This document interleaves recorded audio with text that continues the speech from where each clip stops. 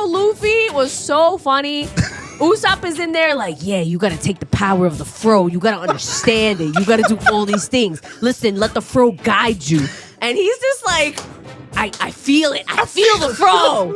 I'm in it. I'm a brother. Like, I was like, what is happening? Vocal percussion's on a whole nother level. Yo. Money on my mind.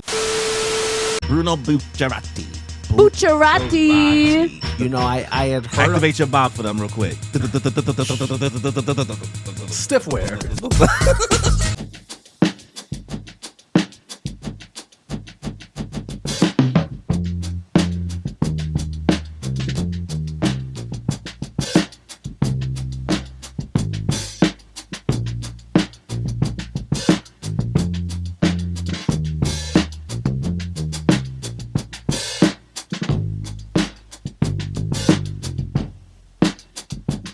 Welcome back to another episode of the Moon Piece Podcast. I am one of your co-hosts, Roanoa Daniel, aka Danny, and I am accompanied by my one co-host. Sa. About to bust a nut. Kakagoody Basho. Just a typical Friday night for Corey. What? And then to the left, your left.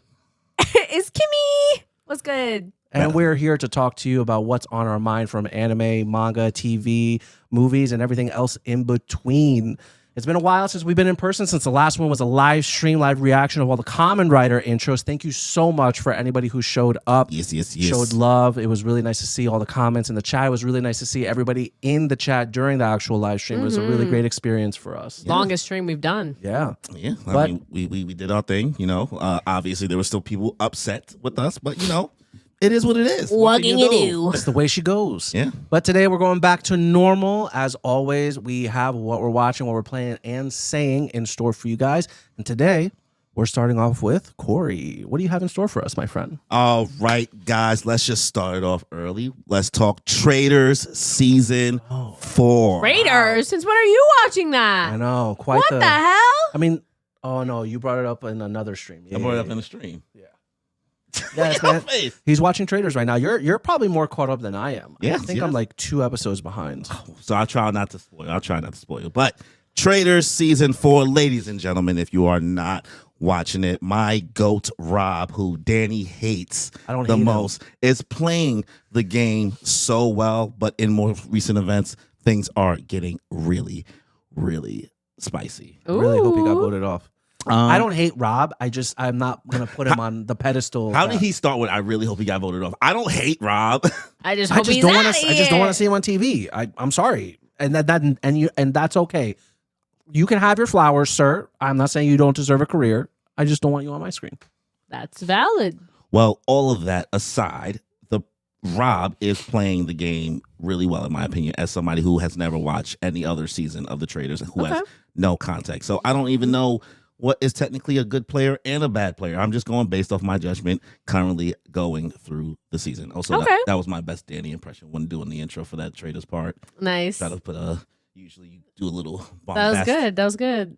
Run it back and you'll see it back when you watch. Yes, no, he does Why- that. That was good. I was like wondering. I was like, you don't usually. She was like, this energy. yeah. I'm having flashbacks. It's not And yours. you said you couldn't do impressions. Well, my voice wasn't there. I just know your mannerisms. It's I see alright. it all the time. That's something. Listen, I think he's playing the game well. Did you see the part up to Lisa Rinna getting voted off or no? Lisa Renner. The last one I saw got voted off was one of the housewives. She was the one who kept saying she needed the money.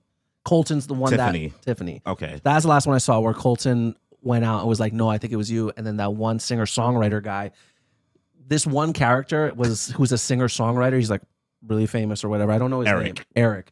He was like, oh no, well, let's talk about Tiffany. Listen, the other night when this event was happening, right, the Traitors walked up to me and I heard a laugh. And I'm a singer-songwriter and I know pitch. I know songs. And Tiffany, that was your laugh. I think you're a traitor. So everyone was like, oh, word? Tiffany. So everyone voted Tiffany out. Guess what? Tiffany was a faithful. So this guy was like, egg on his face. Yeah, it was a different black woman's laugh. Ooh. He was close. Damn. He was close. So like he knows a little bit of something, right? Almost. He knows soul, maybe. He knows soul. He knows soul. There's Candace. So funny. He's like, I know my black laughs, and that was a black laugh if I ever did hear one. He didn't say that. He didn't say that. Yeah, but he didn't think like there's 2 black laughs out here. So yeah, like, so I can't really say anything, right? Essentially, because did you see Ron's? No, you didn't even see Ron's stuff.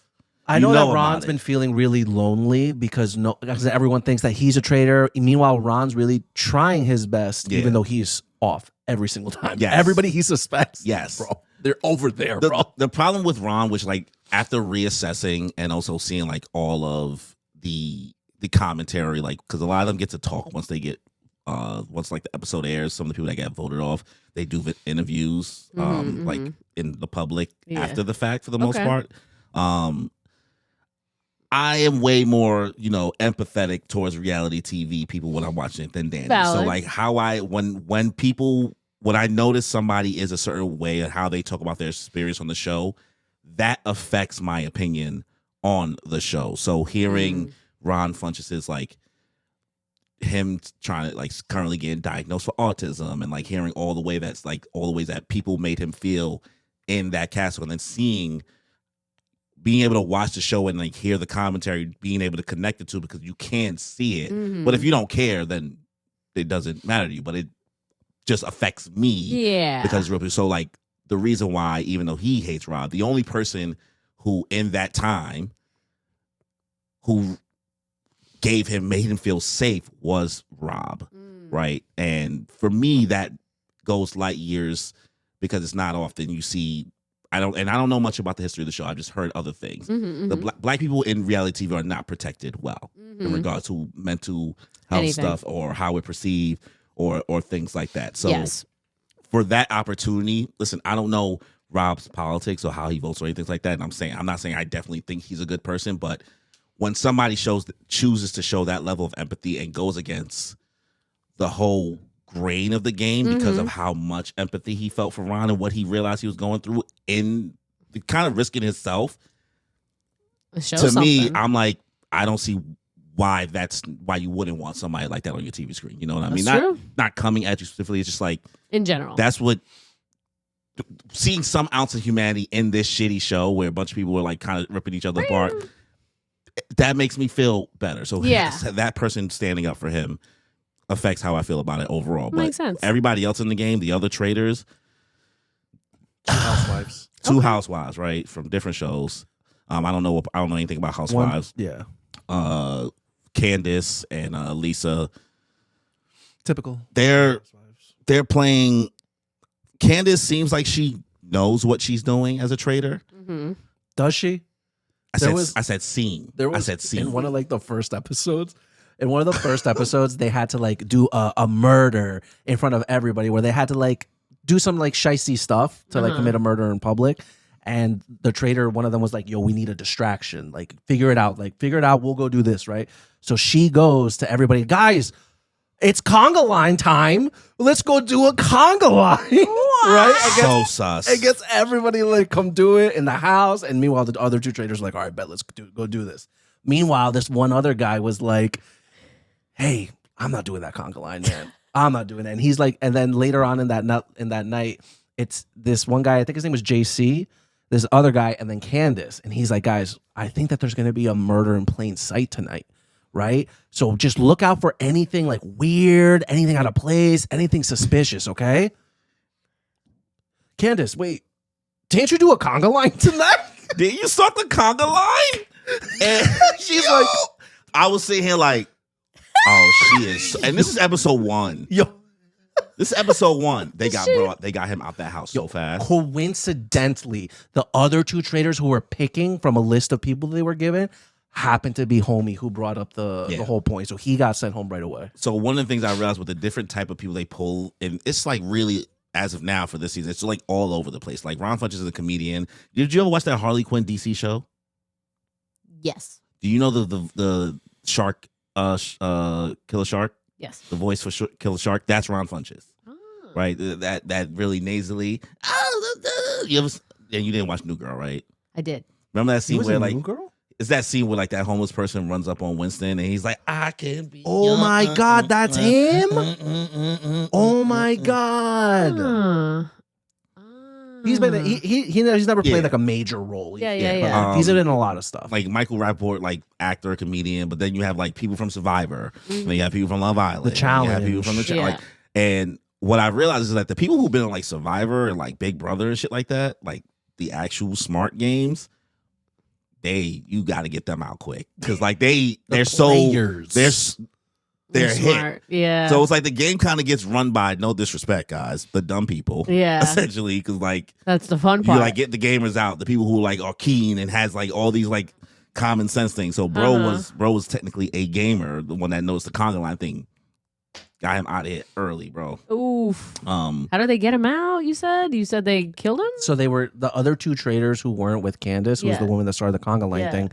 They were given a short list of players that were given to them by somebody else. Long story short, so they had to pick from a very short list of people, and that guy who was raising the suspicion about the conga line just so happened to be one of those people, and they just so happened to pick him. So they could pick him to be voted off. Yeah. Every night he was gone. Yeah. Yeah. Every night the traders murder somebody, where they send somebody home, and then the next day, that night, the faithful have to vote someone out that they think is a traitor. They have to vote someone out. They can't be like, oh no, I don't think it's. Yeah, there's two different like the two different way of eliminations is they all vote at a table, like the whole group. So right? it's Danganronpa. Yeah, sure. Yeah. Wow. I mean that and Among Us, right? Essentially.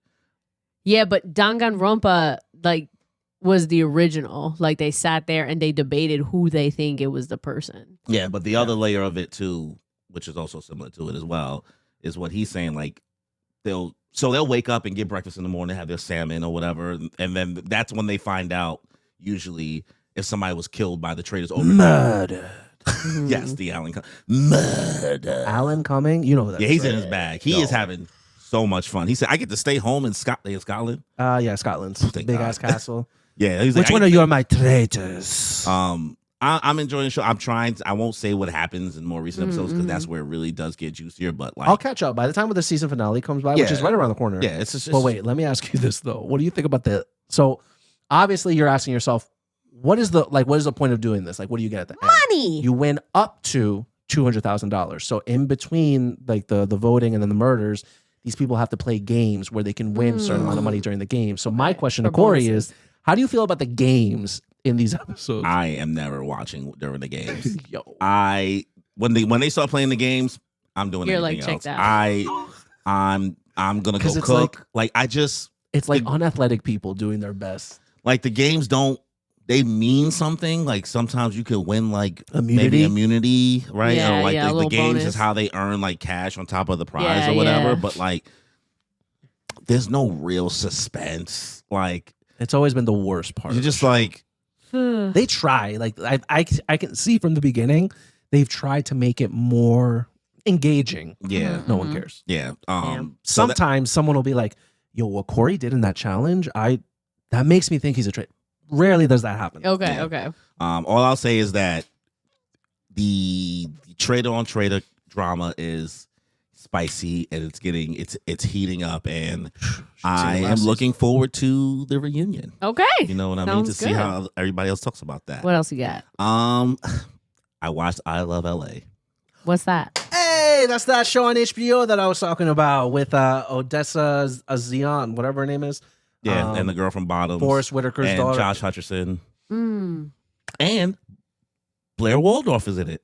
Mm. Yeah, Leighton Meester. Yeah, it was fun. It was It was was fun. it a show, This is movie? a comedy show. I was entertained. I did find it funny, like all the episodes.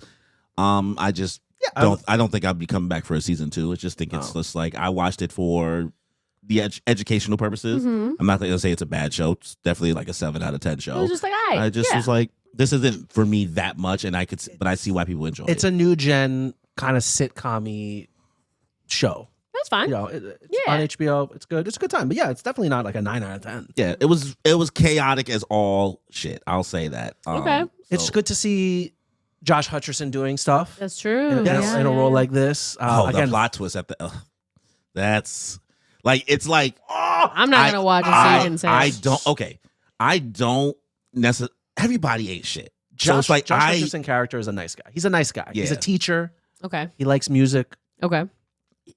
But like man, I'm gonna say this is where the says Griffith is right. Things gonna kick in. Oh God, why? His character makes sense as to how he ended up where he ended up with that relationship, regardless of how you feel about.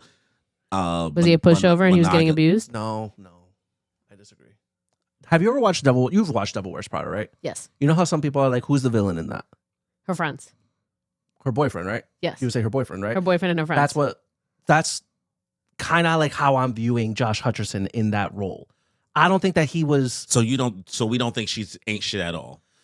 In the Devil Wears Prada? She's very much. we're talking about the show. So okay. the main character girl is pretty much going kind of what through Anne Hathaway went through in the Devil Wears Prada, where she's getting an opportunity. Okay. Her career is taking off. She's very ambitious. Mm-hmm. She wants to go out and do stuff. And yeah, she's been in this relationship with Josh Hutcherson.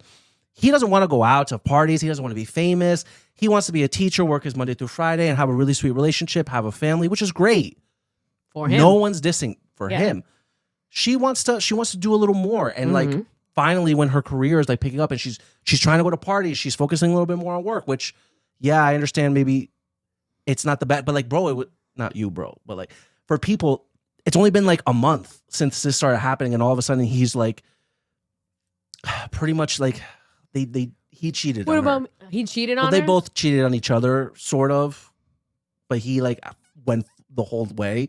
Okay. I just think like not that much time had passed. Like you need to like have a couple more conversations. So many more conversations. Before you get to that point where you just cheat on her with this other teacher that the main girl was already jealous of and suspicious of. Like, who is this girl, Lisa? Like, so she was right in the first place. Men ain't shit.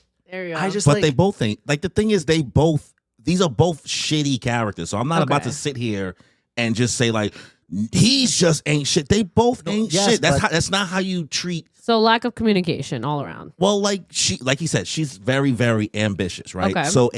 So and there's, I don't know what age these characters are supposed to be. I'm not just going to sit here and say that she was so focused on her career for just 1 month, just when the show takes place. I'm going to assume that this is a issue prior to 1 month. It's just things started picking up rapidly during the events of the show. So what I see it as is, regardless of any, like, whether it be a guy or a girl, if you have one partner who is somebody who works in education, they have a different mindset, different speed and different mindset of what they appreciate in life completely, right? And then you have somebody else who works in essentially media, entertainment, right? Entertainment, and does want and deserves, like, you know, like working hard, whatever, solely focused on their career and like doing anything possible by any means necessary, not even on some like, I'm still trying to respect my relationship and balance my relationship and pay attention to my, like, she's not doing it in a way of like, I'm still trying to make sure my relationship is good too. And when the events of the show, it becomes about Odessa Zion, her best friend, who shows up there. Josh Hutcherson basically is not in the show. He shows up here and there in little pockets. So it's the person that completely neglects their partner, like full on for the pursuit of their career. Okay. Nothing wrong with doing that, but at the same time, you got to respect the relationship. You do have to like put effort and put something. Yeah. It should be 50-50, but every now and then, you know, everybody's not perfect. Sometimes you're going to show up 40-60, 70-30. Like, we can't show up 100% all the time, but the characters showed no it was like sense nothing. of like, didn't even bother until she felt threatened. Right? Yikes. But she was also plotting to suck her old boss's dick the whole time too. So it was the pot meet kettle. Like, I already know these details of what she's planning. So yes, she was right with her instinct, but I seen the show. I'm not gonna act like I'm not gonna act like I don't know that information for the sake of being like, well, Josh Hutcherson, they both ain't shit. All right, that's valid. And that's why I'm not gonna continue watching the show, because it's really just a bunch of people and they all ain't shit. So like, there's nobody who I'm like rooting for. I'm rooting for. I'm not saying I need that in the show either. Yeah. But like, it's nice. It's just like, I get it. This is chaos and drama for the sake of chaos and some drama. people like to watch that. Yeah, that's just not usually my steez. Exactly. I understand. That's just my thought. That was a good comparison with the Devil Wears Prada. I barely remember Devil's Wear Prada. I saw it once. So like even like 2 is coming out I was trying soon. to put together. How do y'all feel about that? Should there be a 2? Yeah, It why didn't not? feel like there should have been, but I'm open to it. Like it ended really roundaboutly, but I'm excited to see the progress. What I thought was funny was when the trailer came out and like you see her walking in her shoes, and like all the comments were like, she would never wear those shoes. A lot of people in the comments were like, whatever her character's name is, like that person would never be caught in this. Apparently they're like What did old the shoes shoes. look like? I couldn't tell you. They're just like, that's from this catalog from this year, and she would never wear something that dated. And no. Let me see. Do you have it? Are you looking it up? No. Oh, I thought you were looking it up. Really, I was like, Devil's Wear Prada trailer? Yeah, I was about to say, let me see them shoes. No. I am excited for it. It's good. You should rewatch it. It's definitely a good rewatch. Isn't it like long as hell? No, Hour 45. no, It's 2 hours. it's not that long. All right, I'll try to give it a go. Plus, it's funny because, like you said, a lot of people, they don't realize when you're looking back on it, the boyfriend Yeah, and the 45. freaking friends, Yo, they're assholes. like, Someone, like this girl is finally putting her time and effort and everything into like this career that she was begrudgingly like not, like she was so upset about being there. Yeah. And so finally she's like starting to get passionate about it. And they were like, oh, so you're just gonna abandon us now? You're gonna go to all these parties, you're gonna do all this shit, and you're not gonna talk to us? Oh, like, sorry, you're not gonna move out with me in the middle of nowhere. And like, that just pissed me off so much. It's like, support her. Say, oh my God, I'm so happy for you. This is great. Yes, keep doing it, but don't forget us. Let's meet up at this time. You know what I mean? That just pissed me off so bad. I'm like, these are bad like, friends. They're bad friends. They're just a little too needy. Like, if someone's like doing something that's gonna help them in the long run, like let them do it. Like, I do believe that there are friend groups where like you can go a certain period of time without talking to each other and like pick it up like absolutely nothing. So Healthy like friendships. let them do their thing. Again, like the I Love LA thing, they're in a relationship. That's different. Yeah. Even though the boyfriend in Devil Wears Prada wasn't shit either. She wouldn't pay attention. No, I did. I heard that. Oh, okay. You did react? I did. He said Sorry. yes, give me. Sorry. Yes, give me. He's like I was looking for confirmation. Sorry. I was just checking something real quick. Yeah. So yeah, I watched I Love LA. His and Hers. His and Hers. This was a new actual murder mystery. Oh, it's a murder mystery. Murder Thing mystery. with this thing with Tessa Thompson and John the Bernthal? Punisher. Yes, you mentioned it before. He mentioned it. Yeah. Yeah, new murder mystery show came out on Netflix, limited series, 6 episodes. I love a murder mystery. It's- Well, we're gonna spoil it for you. We're about to spoil it. No, girl, I'm sorry. So it's based off a book. Should I right? cover my ears? Maybe I feel like I don't think will. you're gonna watch it. I feel like I will. she would like. It's I not that she love- wouldn't like it, but like I love my mysteries. but like you have so many other things in the queue. I do have so many other things in the queue, but I know it's still in the queue, so I'm like, I wouldn't be able to watch it at all. It's all right, it's fine. Just tell me. You might forget. It's not like you watched the episodes back. Got him. So pretty much, it's a little town in Atlanta called Dahlonega, right off the out on the outskirts of Atlanta, Georgia. Okay. Right, white woman gets murdered. Mm-hmm. Right, all of a sudden, it's under investigation. Tessa Thompson plays. Oh, they blame each other, right? That was the one you were Exactly. saying about. Tessa Thompson's a news reporter who has been away for a year, right? Mm-hmm. And she's investigating the murder. And then John Bernthal, aka the Punisher, is the sheriff of the town who is also investigating the murder. And as it goes on, they are suspecting each other. Yes. But you find out that they are married. Mhm. However, they're estranged because they hadn't been together for a year because of something traumatic that happened. Spoiler alert, they shared a baby and unfortunately it died. That happened. Unfortunately, it was like not. That's why she took the year off. She disappeared, left her job, left everything because she's like a news Traumatic, reporter, right? yeah. left her husband too. Like Went MIA. Yeah. So essentially, she comes back out of nowhere after this 1 year, Mhm. and then there's like a murder in that town, and then but she the essentially murder, it's her childhood friend. yes, She went to high school with. and she essentially is leveraging knowing about this story to get her job back because some new girl, some blonde white girl, came in her Took her spot. and took her spot in Atlanta, which is funny because like it's a really black city. Yeah. So like she's like, you let a white girl be the face of the, an Atlanta news station? They're like, oh well, you went. And she really did go MIA for a whole year. Her But mom, who also lived in her hometown, poor old lady. She got dementia. She's out here on the Yeah. streets walking butt ass, booty naked. Aw. and he decided to move back to that town Well, during because that he year lost his job. because he lost his job. So he moved back to that town to be a sheriff. He lost his job because he was out looking for her. Ugh. 'Cause she literally left. No nothing. No heads up, right? So essentially the show is just like they're trying to solve the crime, but there is a level of they are suspecting each other, not just only suspecting each other. There's like a lot of different moving pieces because they both know that they're innocent, but to us, the watcher, they don't. A lot of things seem sus because they're hiding. I think that they both think. You thought Jack thought they thought themselves. They thought themselves. They thought they know that they're innocent. That they're own innocent, right? But we, the viewer, don't know that they're innocent for sure because the idea of like there's two sides to every story. Well, three sides to every story. His, 1, 2, and the truth. And the truth, right? So his, hers, and the truth, right? Spoiler alert: Jack, who's John Bernthal, was sleeping with the deceased.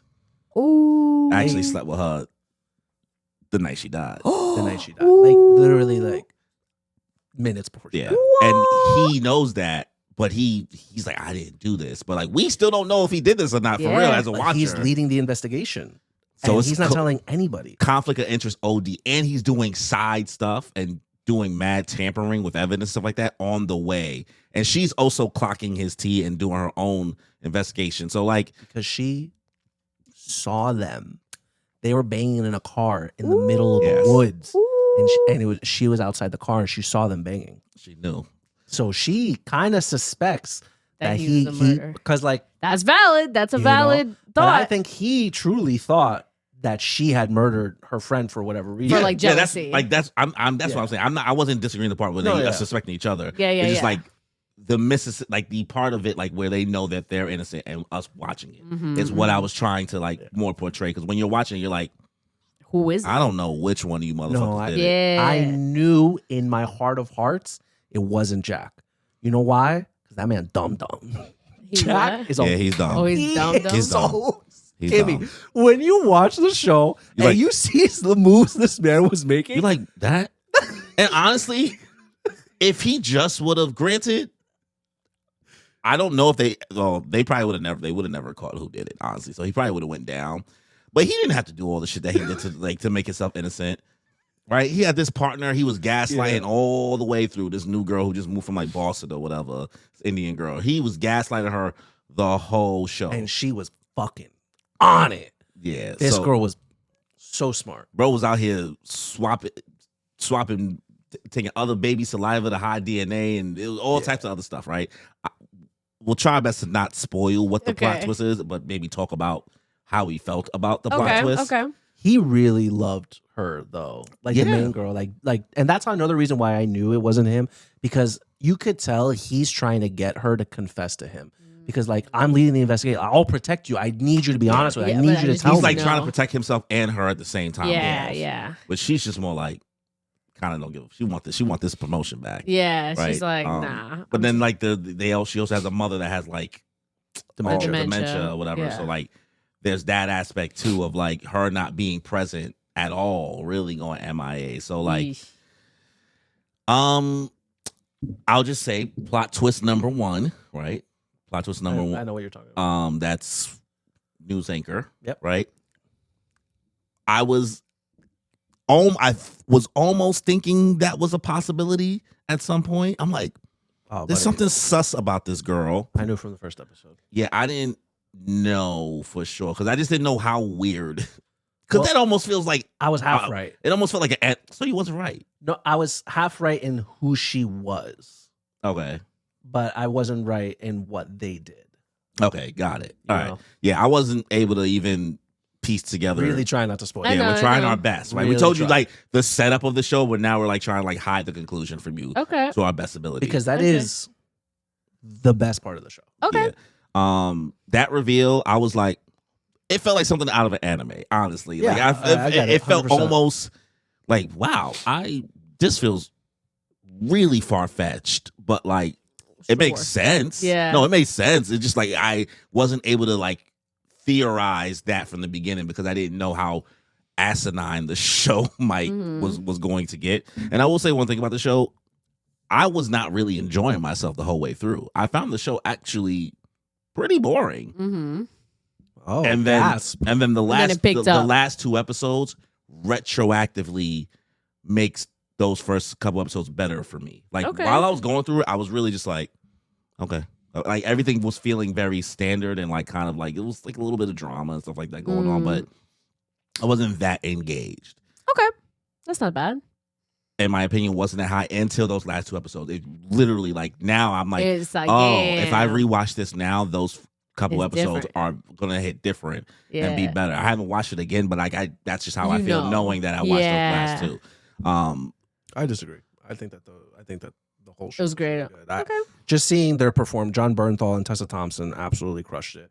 Their dynamic, like they portrayed grief and pain, and like you're just so interested in knowing Wow. what happened. Why did you disappear for a year? Like, what is it that like you guys went through? Like you could see there's longing and pain, and I think that they did a really good job portraying that, and that added to the mystery of not only the murders, but of like what happened between these two, because you could see that there used to be a lot of love. Yeah, I mean, I wasn't saying the acting was bad. I just was. No, I'm saying what the story That's just what he's the story saying. that they were portraying outside of the murder mystery. It's the mystery of these two characters. Yeah, I felt like that was that was like the most simpler part that I really didn't care about, I guess. Like I didn't care to know, because it was just like, okay, I like, though that was like we seen that storyline with like different people and having an incident and all that stuff like that. Like, sure, I wanted to know more and I was okay with like going through that, but like that was nothing I never seen before. You know what I mean? So it wasn't really blowing me away. That's why I wasn't like blown away by the show until its final 2 episodes. I was just like, okay, I've seen this idea. What would you rate the show? Before. 9 out of 10. Yeah, I'll give it a 9. Wow, pretty high. Out of 9. That's great. Again, 6 episodes. The Light work.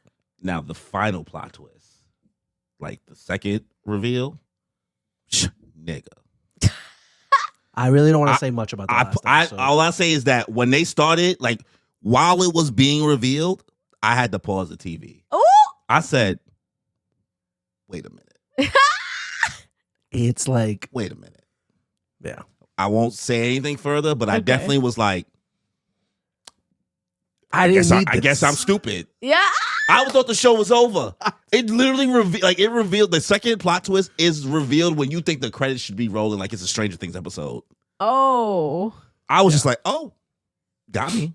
you got me. It's good. It's good. It's good. It's very, very well done. Okay. 9 out of 10. Great to know. Okay, another one on my list on HBO Max. Industry season 3. I am being held ransom. I really, really enjoyed season 1 and 2 a lot, and they probably should have ended there. I've watched a couple episodes of season 3. Jon Snow bangs Sabrina, Sabrina, what? It's the Teenage Witch. from Netflix, Kieran not Shipka? Melissa Joan Hart. Oh, yeah. I was like, which one? That's what Well, I that's was. what she was thinking. She said, "Oh, interested." Yeah. She was like, "Melissa Joan Hart, okay." I was like, she's a She wasn't. She mom. was not. She was not feeling it. She was like, No, Kieran Shipka. Okay. Yeah. You gotta clarify. Yeah, Okay, that's better. Yeah. the show lost the plot Really? the same way that. Did you watch Euphoria? I didn't. Okay, You didn't? No. Because At first, I just didn't have HBO Max, and then once I was hearing just the drama of it, I just So, and then once it was just kind of like, oh, they're all just going into sex work, and this is kind of ran by someone who's like, kind of, you can tell, side eye, questionable judgment. I was like, I don't know, nothing about the this. director. Yeah. Oh, okay, yeah. So I was just like, He's a nothing weirdo. about this really seems interesting to You me. should watch it. It's good. I think you're fine. Yeah, I was just like, I don't know. Anything you need to know about? Yes, Zendaya's acting is fantastic. Honestly, a lot of the actors are doing a great job. In the I've show. seen like almost everything on Twitter, so I'm like, there's nothing surprise worthy. Yeah, it's just the same way I feel about Industry season 3 is the same way I started to feel about Euphoria in its season 2, right? And this is another thing I think let's tie it back to how I felt about Heated Rivalry a little bit. Industry is turned to a show where it's like now it's just sex scenes just to have sex. It's just happening. Like there was some it's hot. Like what was happening on the screen, one of the Jon Snow scenes or whatever with Kid Harington. Kid Harington, yes. With the Sabrina Teenage Witch girl. Hot scene. But like it was just like Irrelevant. okay. I mean, They're just doing it for shock. Like value. it's like just to like make like engage you like this. Oh, and now something's finally happening, and the thing that's happening is sex. And I'm like, it was more interesting before because the show was like about like people in the finance world and like all that kind of crazy stuff they do with investing and all that, how that works. Like the show was teaching you kind of that about that and let you into that world and the industry of it all. And then just no kind pun of intended. And then now it really just became about the drama of just specific people, as opposed to the industry itself. Like that, the premise took a back seat to everything else, the drama, with people's storylines. Yeah. And now the storylines are just getting so. It's like we're rehashing now. Like, did we really need Harper and Eric back together? Like we're doing this again, and we know we've seen this how it goes before. It's just like I haven't seen much of it.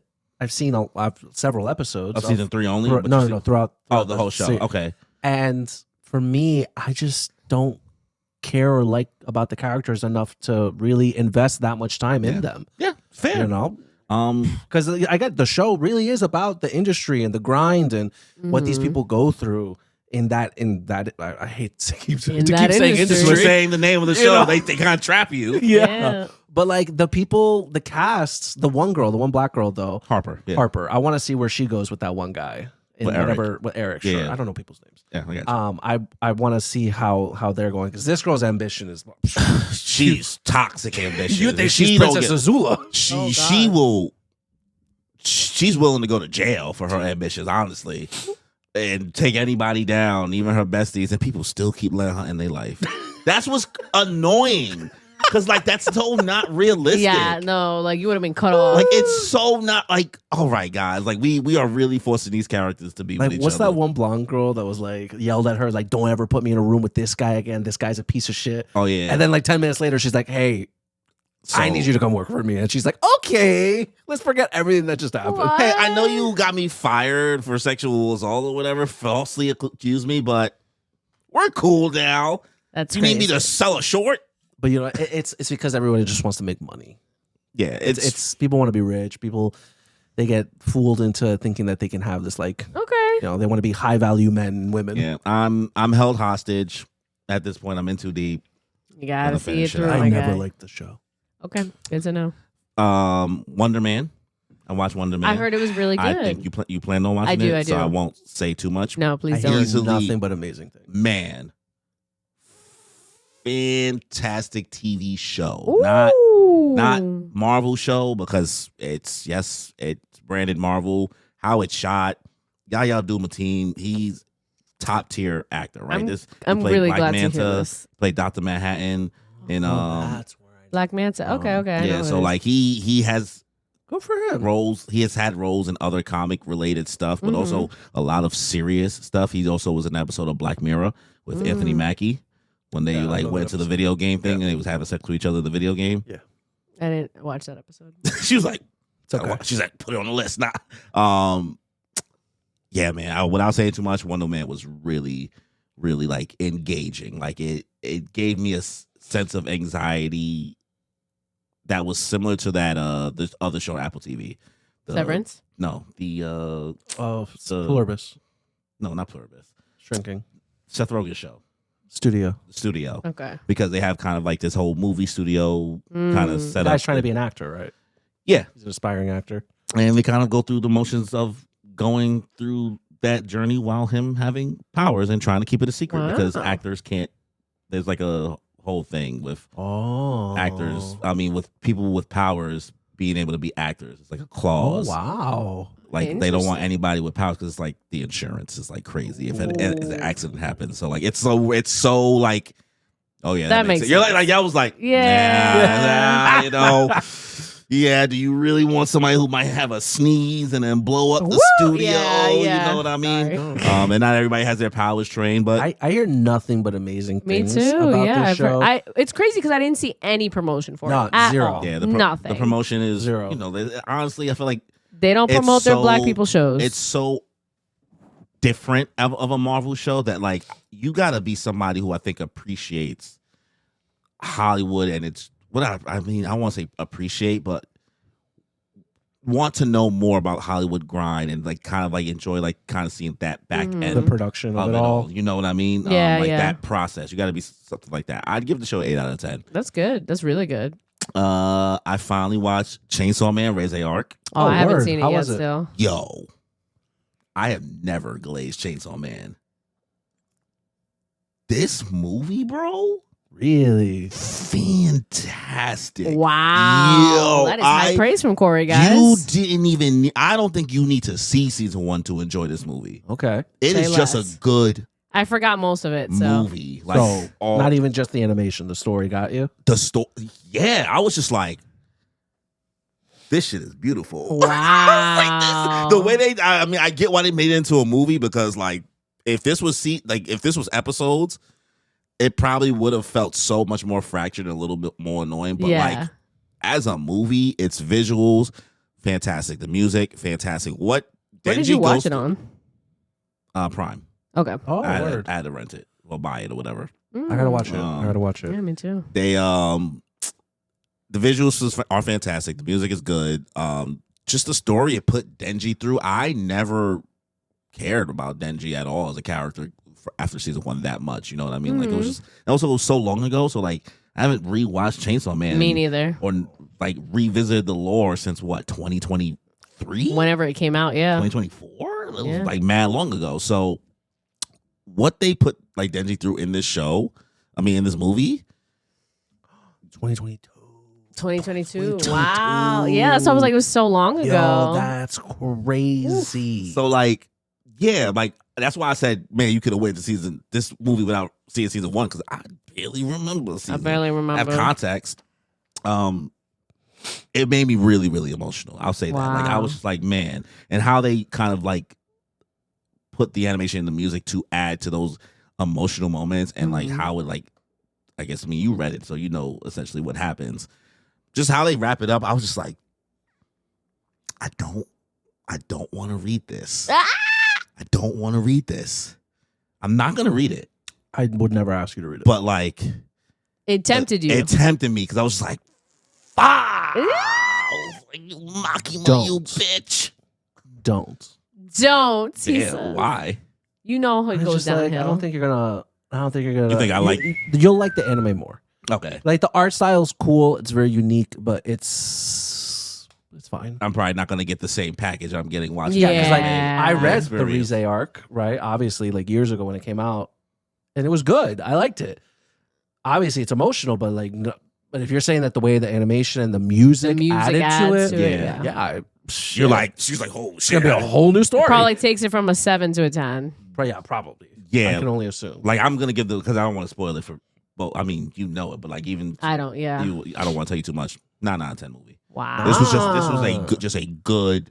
I heard that they're not adding it to the Oscars list. Yeah, I get it. Yeah, because it's a foreign film.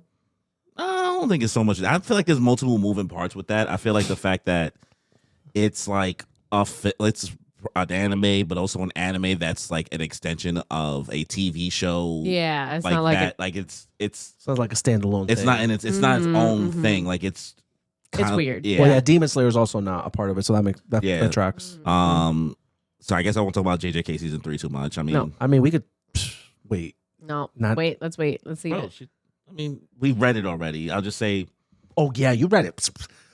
We're talking about it. What are we talking about here? What, Uh, the just Zenin save clan it. assassination episode. You heard stop. it. You heard about it, right? Oh, of course. I know about it. I read it all.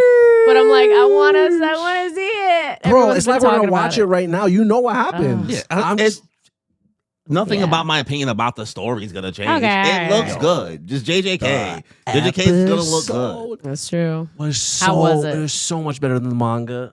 They really. Yeah. That's all I brought it wanted. to Well, life. the anime makes everything about the manga better, especially Yeah. now that I see like that. Everything that Maki did made more sense. Yo.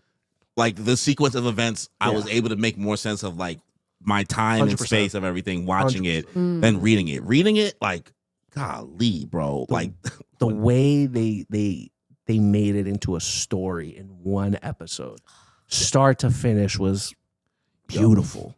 when they had to explain the rules of the culling games. God. Yo, No, Cooked. the worst Yo, rated episode of the season. yo, bro, they tried their best to really finesse this. But do you remember reading how much I words? hated it. Do you remember how much? Yes. It was just like Yes. And I streamed reading this, so I was getting a headache. I was like, yo, this is why I don't read books. Like, I was fighting for my life. I'm out here taking notes. That's why I was like, yo, this is the most boring section ever. I was like, the culling games was so boring to me for so long. Yeah. So that's why I was like, it was mostly just words and explaining people's powers and then like a little bit of fighting in between. It was just, I was like, this is not it. Yeah. So if you guys are telling me at least it was a little bit better. Yeah. My only issue still is the same issue I have with the manga story. Probably could have used another episode of the motherfuckers just chilling or maybe running around Tokyo before like the plot just moving. It just goes. It's just moving so fast. It doesn't stop. So it's just like nothing's changing. Just it looks good. Fantastic. I mean, people are gonna enjoy. The JJK fans are gonna continue to spoil everybody else about it who didn't read it yet. It is what it is. Last two things. Damn. Fire Force. Oh, good for you. I'm so happy you're still watching it. Yeah, I'm still enjoying it. It's just beginning. It's only like 4 episodes in. Are you caught up? Yeah. So you saw the moon? Yeah. Soul Eater. But they showed the moon last season. Oh, they showed it like looking like that? Yeah. Oh, okay. I didn't know that. Yeah, they showed that last season. That's what happened. I just saw it like get animated this past season. Yeah, still chilling. And I watched the first episode of Sentenced to Be a Hero. Oh, nice. Oh, just the first? Yeah, for some reason, every time I get distracted doing something else when I get 3 minutes into the second episode. I shouldn't say just the first because it's literally an first hour. Episode It's an hour long episode. But it looks like looks amazing. Yeah, the premise is very, very interesting. Do you know anything about it? You explained it last time. Or he explained it last time. He explained it. Or was it you? Okay, so what was it? Yeah. It was like they take people that force them to be here on the front lines, and if you die, they take their soul and put it back. If you lose the duel, you lose your soul. Take that. Take that. Pop quiz. ADHD girly remembered. For the win. She went to the archive just now. She was in her head. She had somebody in the database. She was like, sentenced to be a hero. Tony Stark over here. Pulls up memory from archive. Okay, this is useful now. Yeah. Process audio file. And that is the end of my What We Watching. Woo! I will say about Sentenced to Be a Hero, the first episode, banger. Yeah. The next 2 episodes, isekai. Okay, so that's why I'm struggling with the second episode. Yo, bro, I got to the second episode and like I keep stopping at like 5 minutes, Bro, Why? keep stopping. Because it's just I've played these games before. Yikes. Like the first episode is so good, and the second episode is like, and we're back. But you know what? These are your in between episodes of them just chilling and doing stuff. So you can't. You're damned if you do, and you're damned if you don't. That's true, Corey. Yeah. So it is what it is. I really don't think because his and hers can talk about heated rivalry. I'll do it by. I promise. Yo, you said that. You've lied to me. I didn't. You've lied to I me didn't. so many times. It's not going to happen I next didn't. episode because she's going to Katsucon and she's going to be prepping. So you might as well just. Everyone's gonna yell at you there too. I don't think so. No. Okay, all right. You're the one who's like, that's the anime group. We're the ones who make her watch TV. Hell's Paradise. Are we watching Hell's Paradise? Oh yes, I am watching that. There we go. Yes. Season 2? Season 2, Did baby. you watch season 1? I didn't. Oh. You guys told me all about it. I remember, but all right. Well, I'm trying to think. Would you like this show? It's okay. you guys said that I wouldn't really be into it, so I didn't like. I don't think it's anything special. Yeah. I like it. I like it. Well, you guys do, really yeah. enjoying it. Season 2, I think, picked up Yeah. right where season 1 left off. Yeah, no, they got straight to the shits. It's Mappa. I don't know how they. Mappa. Where do they have the time? I don't know how. Because like I'm turning on the TV, Hell's Paradise, Mappa. Oh, JJK, Mappa. I just watched the Chainsaw Man. Mappa. Those poor guys. They got different teams. Save them. I'm not even asking for this. You're just Let doing them it. see their families. So yeah, Hell's Paradise, JJK. Still watching RuPaul. No updates for you guys yet on RuPaul's Drag Race. I still got my 3 queens. Still catching up on Shrinking because season 3 just premiered on Shrinking. So I'm still watching that. I think I'm gonna give Shrinking another try. Dude, I don't know. You should. I got like halfway It's through so the first good. season, and I just for some reason I just kind of fell off. I'm gonna be honest, guys. I haven't really watched a lot aside from what we've already previously I discussed. took all his stuff. Corey not only took all my stuff, but he brought back my addiction, guys. I was 5 years sober. from TCG. And this is my coming out Trading story. card games. Yeah. Yeah. Guys, I only told him to play The Sim. And I told him I couldn't. It's all or never going to be nothing. enough. It's never going to be enough. So, but you know what? You know what, Corey? Actually, Kimmy. So let's talk about this. Let's talk about this, right? This man's sitting here looking at straight dead at the camera saying, just play The Sim. Yet he invited me to canoodle with a bunch of his friends. I was going to say, I know that's a lie because he straight up invited, made a whole party, tell everybody to come over, and straight up had like a whole shindig and doesn't expect this man to get involved. Well, it was just because we had cards and decks there so he could still learn how to play. He still didn't learn how to play yet. He's going to let me line it up. Get a taste. He's going to let me get Get right? a taste? What are you Look at talking? it. He didn't open a single pack. He just touched them. You hear him, right? Yeah. You hear no. that, right? Crazy. You're talking to an addict. That's an You're addict. better than that. No, it's an addict. That's Do you not not know how handle it. addiction works? Yeah, Like, you can't do that. What are you talking Stupid. about? That's like inviting an alcoholic to a bar, bro. You don't have to drink. You don't have, You have to drink, bro. You can drink water. You can drink this. You can drink. I've done Here's that. a Heineken Zero. You- I've gone to a bar when I wasn't drinking and just had a. Okay, You're but not an alcoholic. Yeah. What are we talking about? Oh my You may God. know my name, but you don't know my story. Oh my Oh, God. my days. This man. So, guys, I have spent quite the amount of time playing the One Piece card game because I've finally gotten into it. I'm not going to fully blame Corey, even though it's 70% his fault. It's like 80. 80? Yeah, it's 80. No, my friends who I used to play Yu-Gi-Oh with had been trying to get me to play this game for since it came out, since its inception. Yeah, but Corey was that extra. Okay, here you go. Well, once he said, "Listen, we're gonna have to start streaming it," and I was like, "All right, well, it's work now. Now it's for work. Now it could potentially be a tax write-off." Oh no. So at that point, I was locked in. So yes, I have been playing The Sim for copious amounts of hours. Yes, my girlfriend is mad at me. Yes, we've talked about it, but it is what it is. You know, He's no remorse. He's not sorry, not fuck sorry. it, we ball. Yo. And she can't accept me in my worst. You know what's so funny? Because when we got together, I had already become sober from TCG.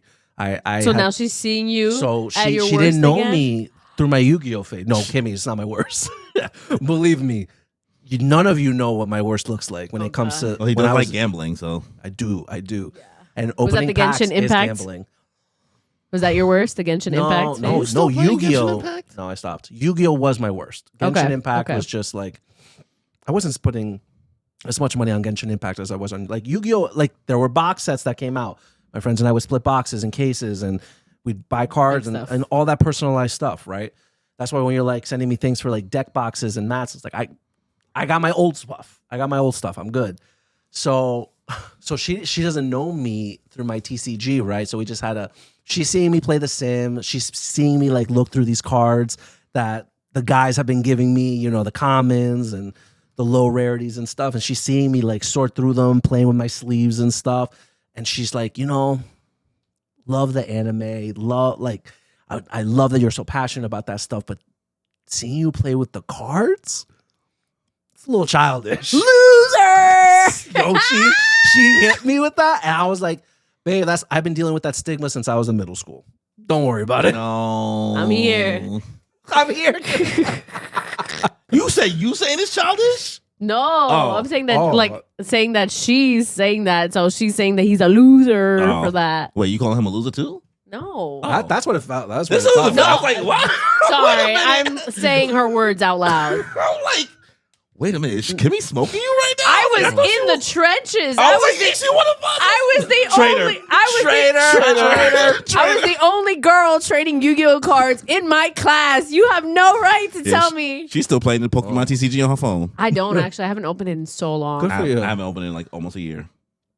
Maybe 8 months. I'm like, my poor Pokemon. I hope you're okay. It's just they release so many decks They already. do. I'm it's like, too fast. I'm like, it's too many way decks too now. I fast. fell behind. That's it. Yeah, it's too fast, honestly. Because I'm like, by the time I'm like, okay, I almost got all of them, and then it's like, nope, here's the next 3. I was like, okay, it like dissuades me from Yeah. playing. So I haven't, but I've been playing Pokemon ZA, so that's what I've been. So how was Danny played in his first tournament? Ooh, how was that? His first local guys, game store tournament at Game Day in Ridgewood. You went 0-5. Your boy went 0-4. What? I thought it was 5 rounds. I only did 4, man. Damn. Yeah. So you won 4 rounds straight? No, I 0-4. Oh. That's 0 wins, 4 losses. Oh. Corey beat me. He didn't even let me win, which is. I mean, that's valid. You got to up. learn. You got to learn. In a tournament? We played in the second round. they put me against him. Even Izzy and all them was like, damn. why did they pair you against him if you won your match and he lost his first match? And I was like, we were out here doing the math. I was like, yikes. yeah, brother, I'm not going to go easy on you. That's valid. In a tournament? Yeah. It was like Kaiba versus Joey. Yeah. Yeah. It was good though. It was good to be out there among the masses. Learn out because when I went to the tournament, I had only been playing for a week. Mm-hmm. Not even. I downloaded the sim, fiddled around with it a little bit. That's bold of you. Very bold. Yeah, I just wanted to play. That's I needed valid. experience. That's different. It Yeah. was a Friday night. Yeah. Yeah, it was a Friday night with the boys. Boys out here at the night. club. We're out Tournament's here at 6:30, so it's still early. Yeah, we're out there at the card shop. But it was I'll good. take you to the card shop. Enough. That was good. I like that. Kimmy sent. It was a really good time. I wish I won some packs, but it is what it is. First place won a whole box. Wow. It's worth money. But if anything, it got me to just expose myself to different decks, different play styles. Mhm. And because I played 2 red and blue aces that day, it made me want to play that deck on the sim, more. And now I'm out here scrounging for cards to make this deck. Oh, wow. So I'm readying myself for the next tournament. I'm really excited to play. It was not discouraging at all going 0-4. It's part of Inspiring. it's the way she goes, guys. I get very, very dissuaded from losing. I usually throw myself in the ring. I was like, you should have never came outside. Ooh. But that you're talking to an ex Yu-Gi-Oh player. I don't want Yu-Gi-Oh to say I'm a sore loser. It's just more like I'm just like, man, you don't belong out here with these guys. These guys are too nice. They put in too much hours. You just decided to pop out today. Yeah, that's true. That's how they I learn. will say the One Piece card game is definitely less toxic than the Yu-Gi-Oh card game. The Yu-Gi-Oh card game, they're just beating you over the head with cards and effects and stuff like that. Where like One Piece it's more controlled and more docile. Okay. In that regard. So I'm really liking the game. It's very easy to learn the basics of the game, and then from there you really just need to learn more strategies and learn how to use the rules of the game to play. So I already got my future scam ready. So when Kimmy gets far enough, and once we start making enough money, she's opening packs on camera. Hello? What? People love watching people open packs. Oh, really? Okay. It's the next best thing. You thought I just had this idea and think that nobody likes watching packs? Everybody loves watching people open packs. Okay. It's a thing. 100%. And we're going to utilize So you. I'll open the packs and I'll give you guys the cards? Sure. Or maybe you could just learn how to play in the future. No. Unless they're really good cards. Yeah, if they're a pretty card, I'll display them. I'll display them. What you mean? I'll display them. Put them in a cute little sleeve. You would never want to learn how to play? No. Why? Because it's childish, Corey. Oh. No. Because it's childish. She's like saying mad hard, like, no. I'm like, why? Like, You saw that face, right? yeah. I don't know. That's the same face my girlfriend gave me. I don't know. If I the most I was ever put into like a TCG game is Pokemon, and I love Pokemon, and you saw I dropped that, so I'm like, all right, I'm over it. That's fine. Was you talking about the money aspect or just playing? Just playing. That is different though, because that game is guarded from like you even opening the packs and having the fun because of like the crystals and all that other stuff going on. Like it's things like kind of gating you from enjoying it to its full potential. But either way, I don't know. I would have more fun opening the cards and seeing the characters that I like and displaying them versus learning how to play. Like, I'm also, I don't know. I just don't think I would do well in it. I feel like you said, though, to have a good deck, you have to spend the money, and I'm not spending money on That's this. not necessarily Not true. true. That's No, not it's not. necessarily. I mean, you have to just spend money. Were you talking about spending money or just spending money. Like you were saying, like to get like specific decks, you have to get specific cards, and those cards could be up to like $50 a pop. But you and, can play like, Well, all there this are stuff. competitive decks that aren't like that. Like Okay. what I was saying before, Durham was being ambitious because he's gooning, right? He He wants. wanted all the pretty girl characters. He wants to build something around his gooner addiction, where he could just say, goon addiction is "Hey, real. The the goon goon addiction. addiction is real." Where he could just say, "No, there's a completely more competitive deck that you could build for like $20 to $30." You know Okay. what I mean? Like, so it's not that you can still build something, but I just meant the idea of learning how to play, not even the spending money a portion part. I just meant playing. Period. Well, again, learning how to play, I would have to have my own set of cards, and I'm not investing money in this. So Trust me, they got cards for you. She's bringing back the money part. They Oh got- my they- god! he's like, I'll give you that. If there's one thing I know, these guys will give you cards. We all have pre-decks. You keep bringing up the money. I'm like, can we not bring up the money? I'm just talking about Okay, learning how all to right, play. fine. Like you're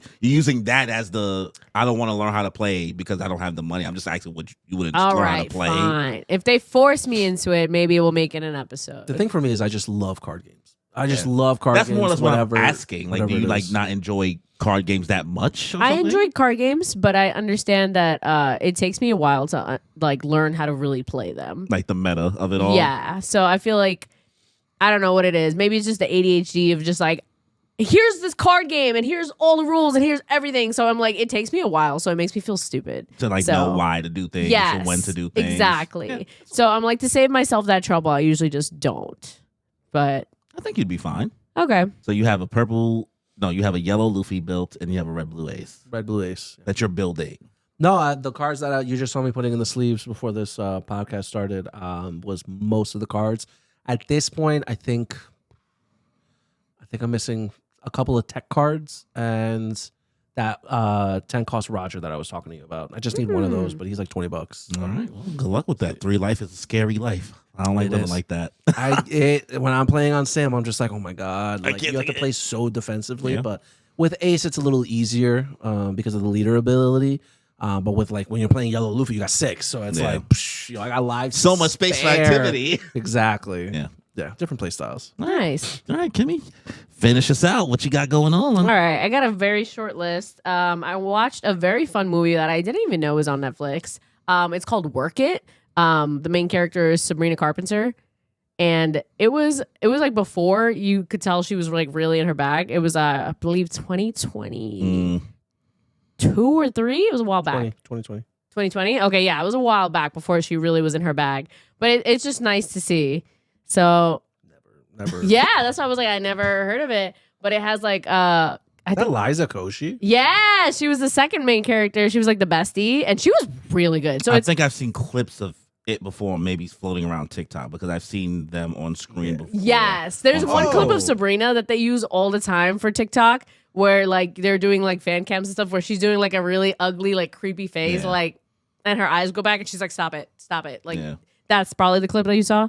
Homie who played Kid Flash. Yes. And CW's in it. Kenyon Thompson. Kenyon Lonsdale. Lonsdale. Okay, there we go. I was close. Yeah, so he's the main antagonist, which it was very fun to see him in a more like he plays like the gay guy who's the main dancer. It's basically just like it's a very fun pop movie that you can watch. It's like, okay, smart girl and fun dancey bestie, and smart girl needs to get into Duke University, and I'm so proud of myself because I was like, oh yeah, my dream is to get into Duke University. I was like, it's gonna be like my dad went there, and immediately after, my dad went there, and my friends Oh were all the way. my "Ah!" God. I called it. It was great. Fun. That's why it was a fun, predictable movie. Yeah. And then basically she's like, yeah, I'm trying to get in. So she goes to her interview, and the interviewee's like, you're basic as fuck. What else? Do you have a passion? Do you have any interest? Do you have a personality? And she was like, Do you even lift, bro? I go to this school. And she was like, oh, that's the school with a really good dance team. We're like, yes, I'm on the dance team. And we're doing great. Let me guess, she doesn't dance. She doesn't dance. So she gets her best friend dancer to like, Is that Liza Koshy? yes, who was a fantastic dancer. Yeah, which she is. She's I a didn't know. dancer. I know she's a comedian. I've seen her No, like, she's a dancer. oh, is she? Yeah, I think she's like professionally like did ballet. Well, and all it that shows. stuff, yeah. It absolutely She showed. was purchased. Nah, I'm joking. She didn't go. I was about to I'm say, joking. like, You almost You believe say that everybody goes I to would purchase. believe you. I mean, sometimes No, like conservatory bitches, like yeah. you'll never meet them someday. You be like, you went there when I was there. Yeah, you would never see them. Anyways, so yeah, she gets her, steals her from like the main team, which like Kenyan like runs and all this stuff, and she's like, all right, fuck you, you won't let me on your team, like I'm gonna make my own dance team. And then they get like it's basically like Bring It On but with dancing. So like they get their own team together and like that's super fun. And finally they got to do the competitions and everything, and then of course they gotta have the romance. And for the romance they get this guy, I can't remember his name, Jordan Fisher. So he does a lot of voice acting. He's done like the voice. Oh, this guy? Yeah. So he's He was in mad like Disney. he's stuff. mad stuff. Yeah, he was in Turning He Red. was also in the Flash. He was he was Bart Allen. Oh yes, I forgot he was in Bart. He was Bart Allen. Yeah, I never watched up to that point. Yeah, So, I mean, but I I heard he just know. was. He was also in that play I saw. Golly, it was the New Orleans. He's a one. very big like musical theater dude. He, like I said, he's Yeah. one of the voices of the boy band in Turning Red. He's in a lot. So he did a really good job. Him and Sabrina they kicked it off really well. It just forever shows that I'm in love with Sabrina Carpenter. 1000%. I heard her and that one guy broke up. They've been They've been broke broke up. up. That's They've old-ass been- news, Old brother. news. Yeah. How old? Like I don't know, Like a couple years now. Oh, Maybe like that 1 was not year. A couple years ago, girl. No, like That was 1 year. It was within the past because year. I think people are saying like look at the glow up because apparently he like looks shaggy as He looks well. gross, and he was Yeah, already I think that- ugly. Yeah, he has a very weird face. He does. But did you guys see him in Saltburn? I didn't. I heard it was so good, but I wanted to. I didn't enjoy it like that. You didn't, but his performance. Did you was at watch least it? Really good. Yeah, I watched it. Yeah. I was just like, fine. Did he play a creep? well? Nothing in that movie. Yes, nothing in that movie got you to be like, Not really.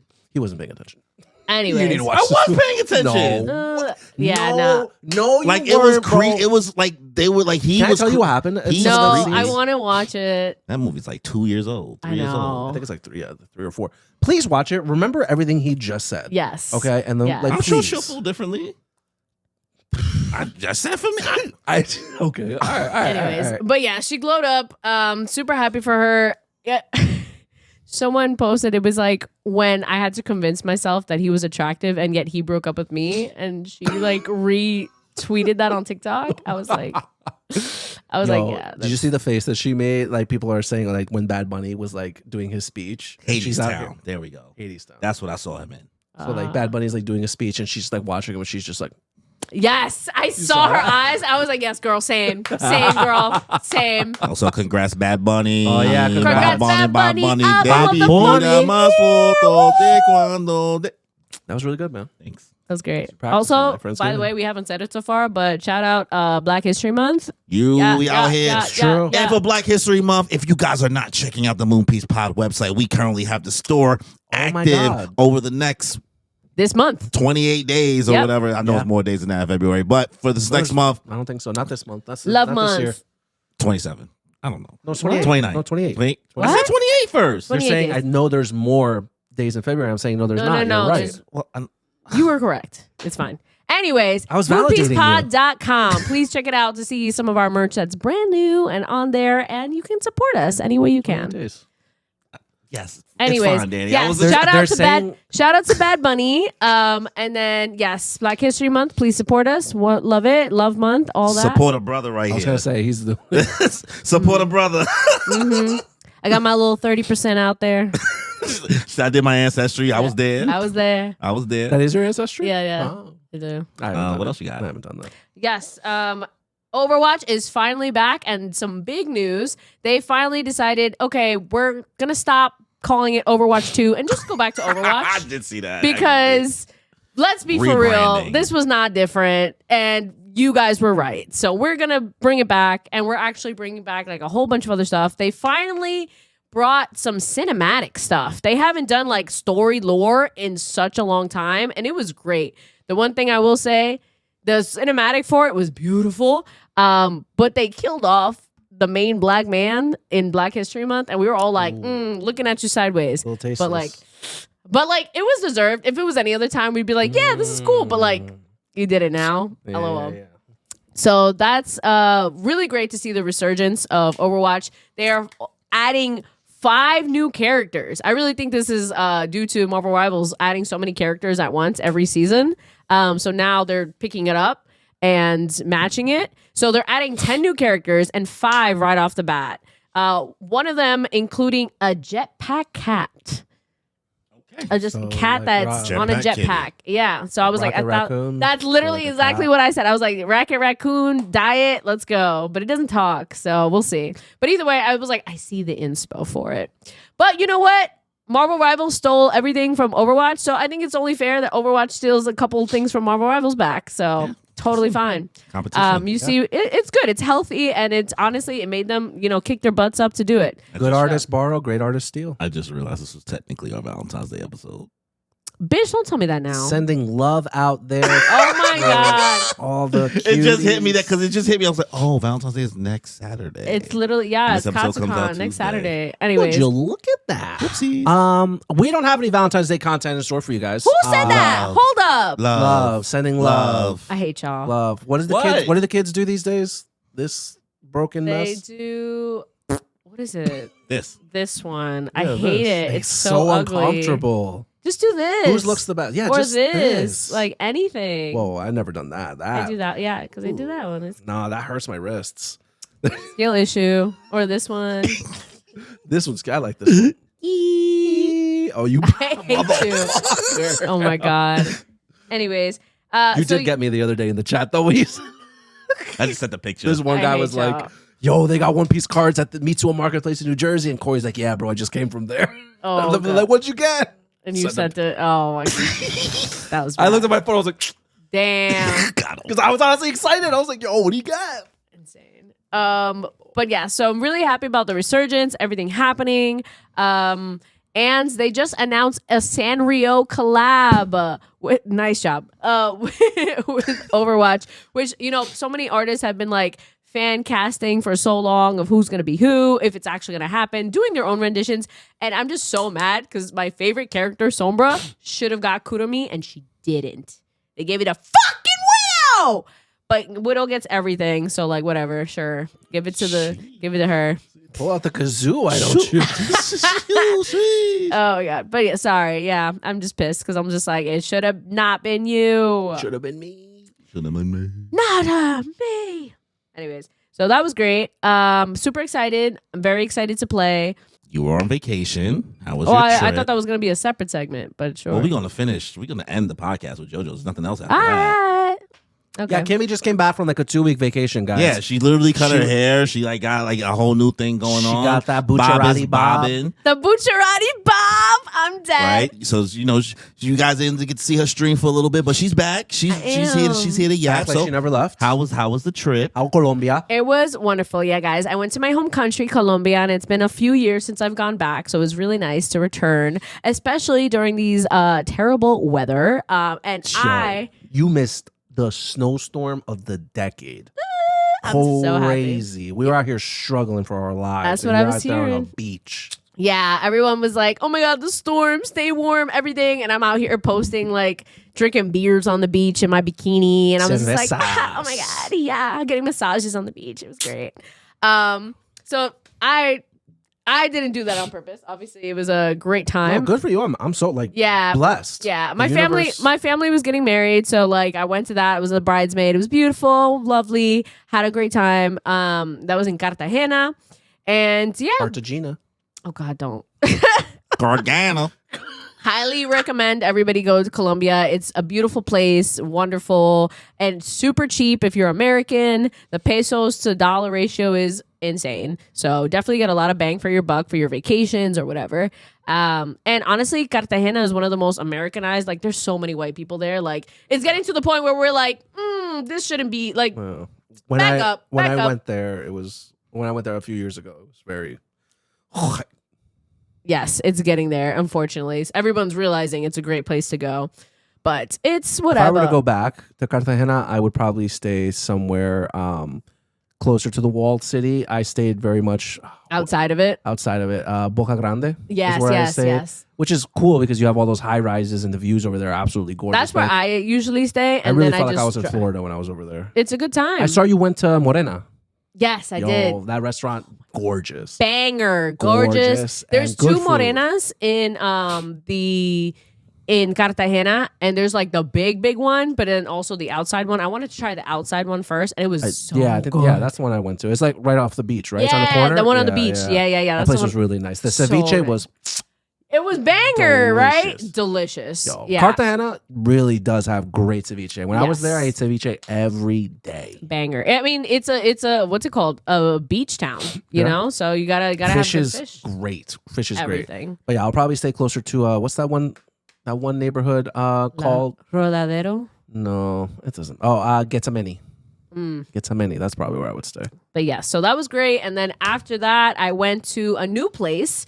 For those of you guys don't know, it's called Medellin, and it's oh my god, it was my first time. Like I said, my family's from the coast, so we've always been coastal people. But Medellin is in the central part of Colombia, which is actually springtime. It's eternal springtime, so it's not hot there. It's like 60 degrees to 75, and it's more of Florida weather. Like it's gonna rain at least once, like at some point for a short amount of time.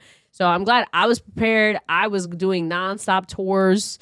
My mom signed us up for a lot, but it was really cool. I almost died on a freaking mule. So that was insane. By mule?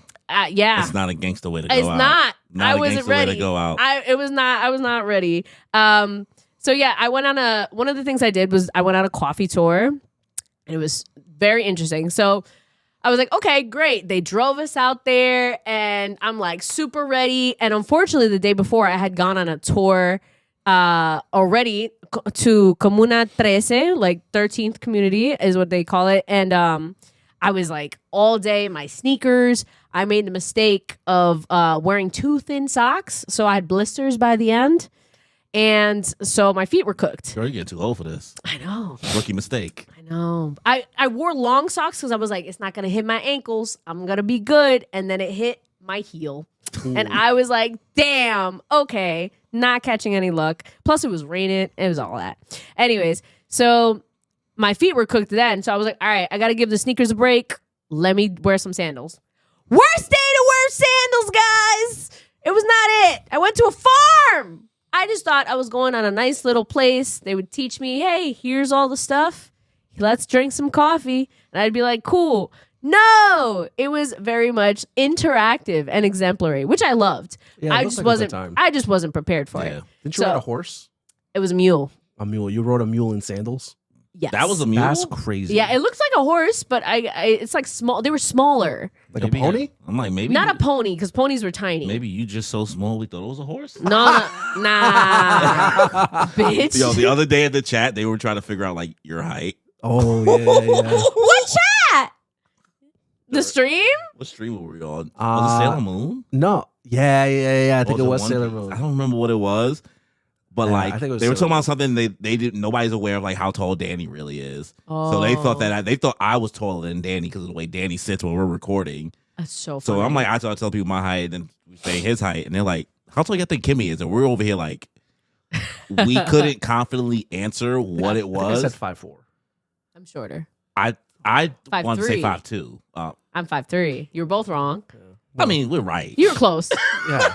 What combined with our powers combined, we're right. So they were like, she's giving 4'11", 5. We were like, nah. We was like, nah. Shades out crazy. Nah, guys, she's not that small. I got big dick energy. Damn, they should call for something. You do. She said, man, she fits in that chair all the way. She fits. Her feet do not dangle off the floor. That's hilarious. Oh my god. But no, yeah. So yeah, I wore sandals to a farm, and I was in shorts because again, like I had worn I was doing laundry, but in Colombia, there's no fucking dryers because everyone just hangs their stuff in the heat, which makes sense, but sucks for me. So all my jeans and all my long pants were wet. So I was like, all right, I'm in overalls. Here we go. I go up there to the finca, and they're like, okay, we're gonna I'm gonna go and I'm gonna bring down the animals, and then we'll bring up the next group, and we'll see you in a sec. I was like, animals? We're what? And they were like, yeah, we're gonna bring down the horses and the mules. And I was like, what? I look over to my mother. I'm like, my brother and I just look over. I'm like, hello, did you know about this? And she's like, oh yeah, I thought I read something about that. I forgot completely. No, she completely forgot. Another ADHD bitch. No. Like, she swears she doesn't, but like, you know adults, they swear. That's in your head. They're cute. Yeah. So yeah, world that, and I was like, oh, this is cute. You know, we're taking pictures at first, and this is all great. No, then we start going up the mountain. In chanclas. Well, it was fine. You're on it. I'm like, but I will say my shortness did not help because my feet could barely stay in the fucking rain things. So I was roughing it. You got me there. You got me there. She's like, you know what? Actually, guys, now I'm thinking about it, I couldn't reach the foothold. They were barely in there. They were slipping out. Anyways, so my dude is in the front, right? My little mule. I'm like taking videos. I'm like, oh, look over here, guys. Here. We start going up, and I'm like, oh fuck. And my guy starts slipping, going forward. He's like, like your mule? Like, yes. He started like he's slipping. I was like, mule fighting for his life. So I'm like, no. Oh, I was like, oh my God. So they're like, when you go up, you have to lean forward. And when you go down, you have to lean back. And I'm like, oh my God, holding on for dear life. And that poor Mike. Oh my God, it's ridiculous. And my brother's mule is about to go off the damn cliff. So he's like, trying to y'all were in danger for real. The dude was trying to corral it to like go off like to the middle. My mom's didn't stop, so it kept going into my mule's ass. Like it was so much. So we were just all over the place. There was more people around. Like I'm good. So I was fighting for my life. The Guzman family, ladies and gentlemen. I couldn't even record anymore from there. Like I did the beginning, and then afterwards I was like, I'm gonna die because. We were like, okay, up, and then there's a down, and then up. So going the down, I saw the pebbled, cracked road, and I was like, I'm gonna die. Die. This is it. This is how I die. I was like, just no way.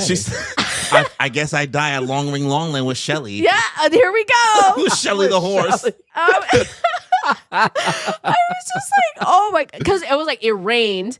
This motherfucker is already slipping going up the damn mountain. I'm gonna slip. He's gonna slip. I'm gonna flip forward and I'm gonna die right there. Did you have a helmet on? Yeah. What? Did you have a helmet on? No, there was no helmet. We had you had the Colombian hats and the ponchos that they gave us for fun. That's it. So that was all we had. That's it. That was it. So I was like, oh my God. So literally they're going down and it was steep. It was steep, my guys. So I'm here holding, and they're like, all right, lean your body back. And I'm like,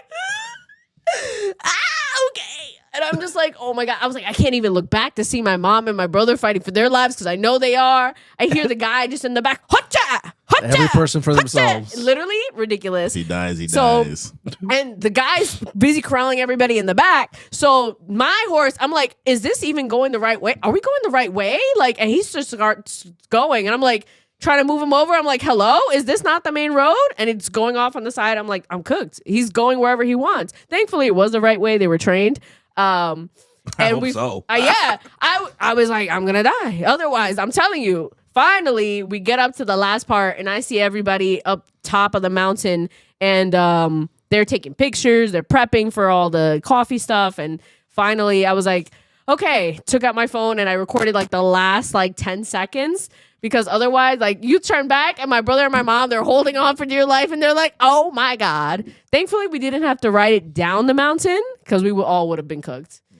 But, yeah, so that was an experience. But on the pleasant side, the rest of it was fantastic because they did a whole interaction of, like, you pick the bean or you pick the little seed, essentially. They showed the bean. I'm Joe and Carter the pussy queen. They showed you where to plant it, how to plant it. They tell you how long. Fun fact, guys, it takes 26 months for a coffee seed to grow into a tree. And showed us the process, all that stuff. I learned premium coffee and how to make it. And every single step of the way, cranked that thing. I was a volunteer for the show and tell. It was great. It was a fun time. And at the end, yes, we did get to try a couple different versions of premium coffee. And then I did buy some. It was awesome. And now I know how to be a coffee snob about it. Okay. So it was wonderful. And yeah, so definitely I highly recommend, but just mentally prepare. I was not mentally prepared at all whatsoever. And I got bit to all hell on all my legs because they were exposed. But then I had the most beautiful meal of my life over beautiful mountains and mountains of range in like the wild. And I was like, life is worth living. I just need to travel. What is depression? I never heard of her. It was great. It was great. So touch grass. Live in this house. I literally touched grass. It was wonderful. Yeah. I needed it. All right. So I have a question for you. Yes. So you've been on this One Piece journey this whole time, right? Yes. And out of all the arcs you've chosen to enjoy, to give it 8 out of 10. Oh, yeah. You finished the Long Ring Longland arc, and you actually enjoyed it. I did. That was fun. How did that happen? Pray tell. How did that happen? It was, I don't know, it was genuinely entertaining. Like, I am not one of those people that think that like the sports festival arcs in most anime are a waste of time. That's what this felt like. It was like a nice little funny. It's a sports festival arc. I never thought about it that way. Yeah. And so I was like, I love those things because it gives people a chance to understand the characters, how they play with others, how they play competitively, what they do to get a win, and just more time with each other.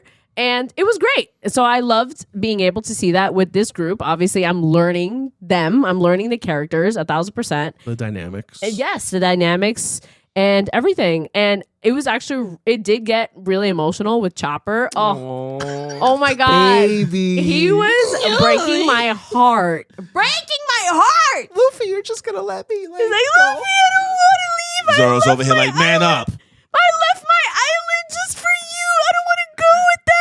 And Zoro just like, man up. Not even, the Queen Don't Cry.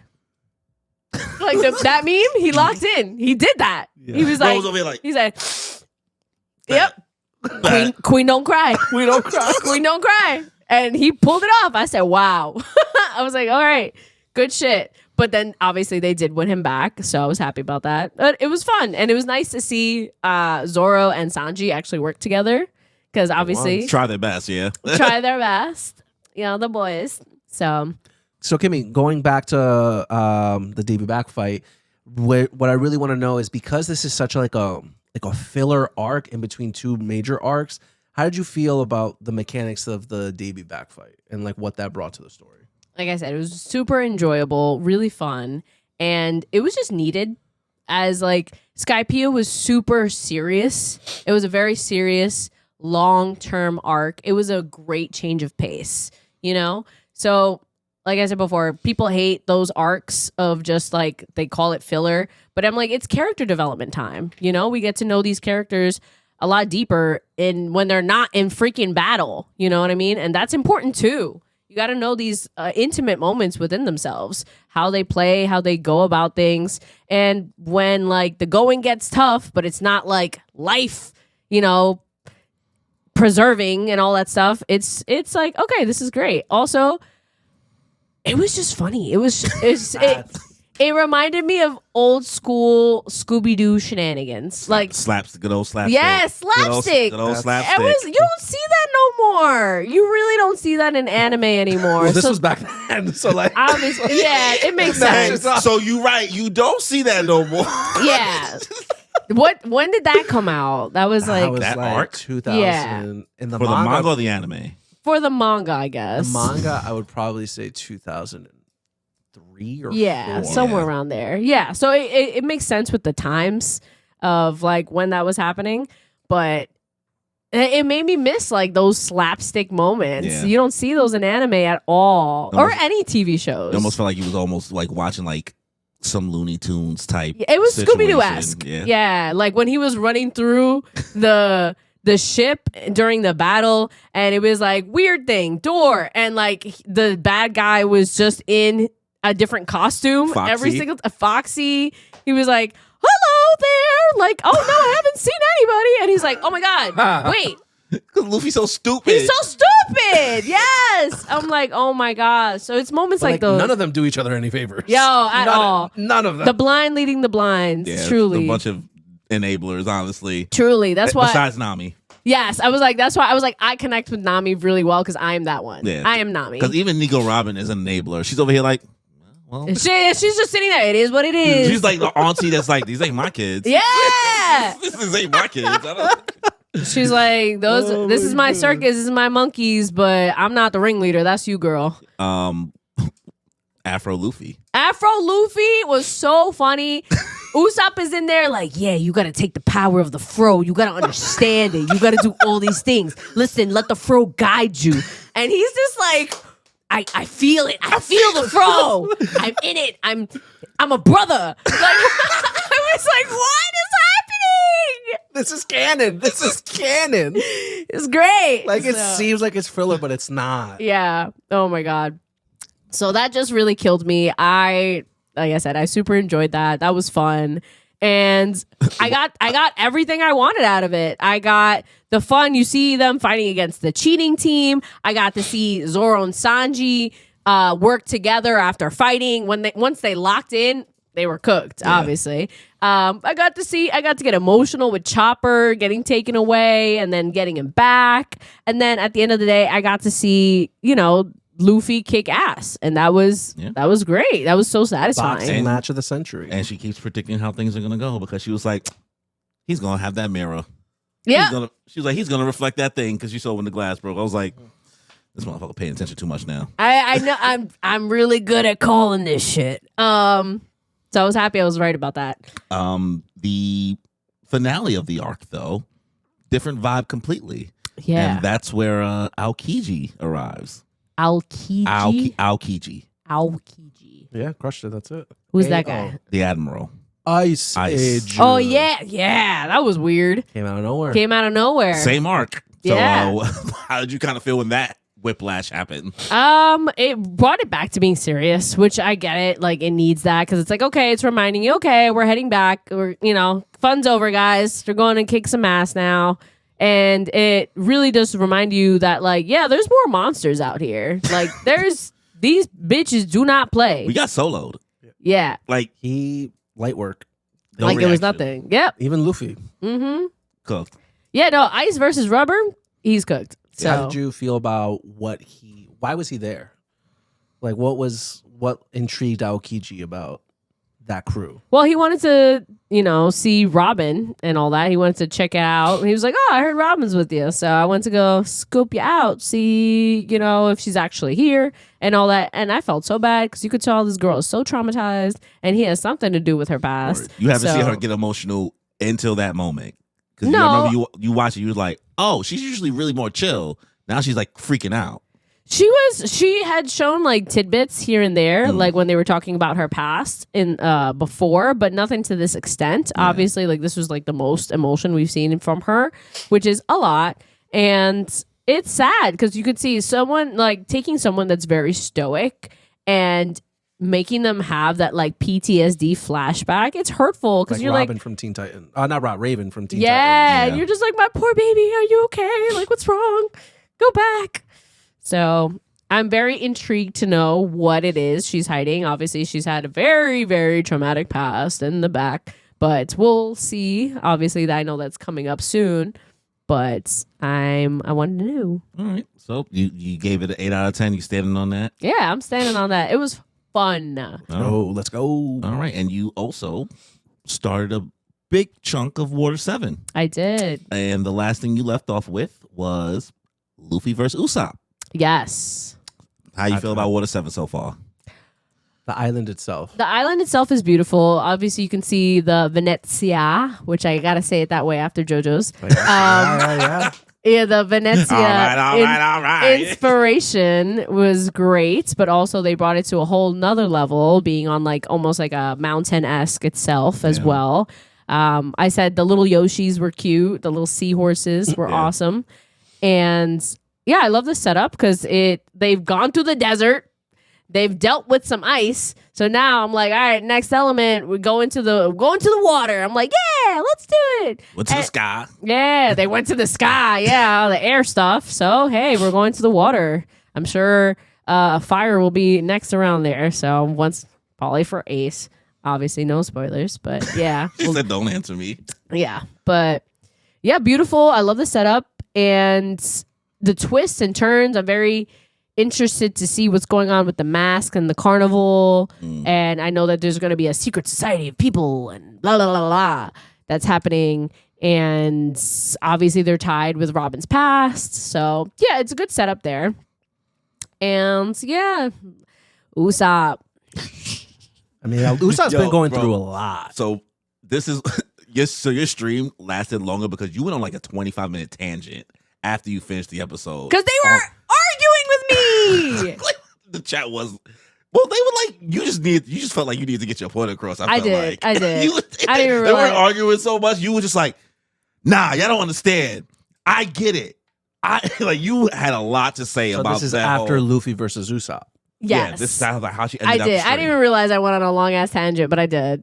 Why? What happened? What was the point you were trying to get across? Because basically people were just kind of like making, I guess, kind of excuses for Usopp's behavior. So for those of you guys who don't watch One Piece, basically the main character Luffy and his best friend Usopp got into the first big fight over this ship.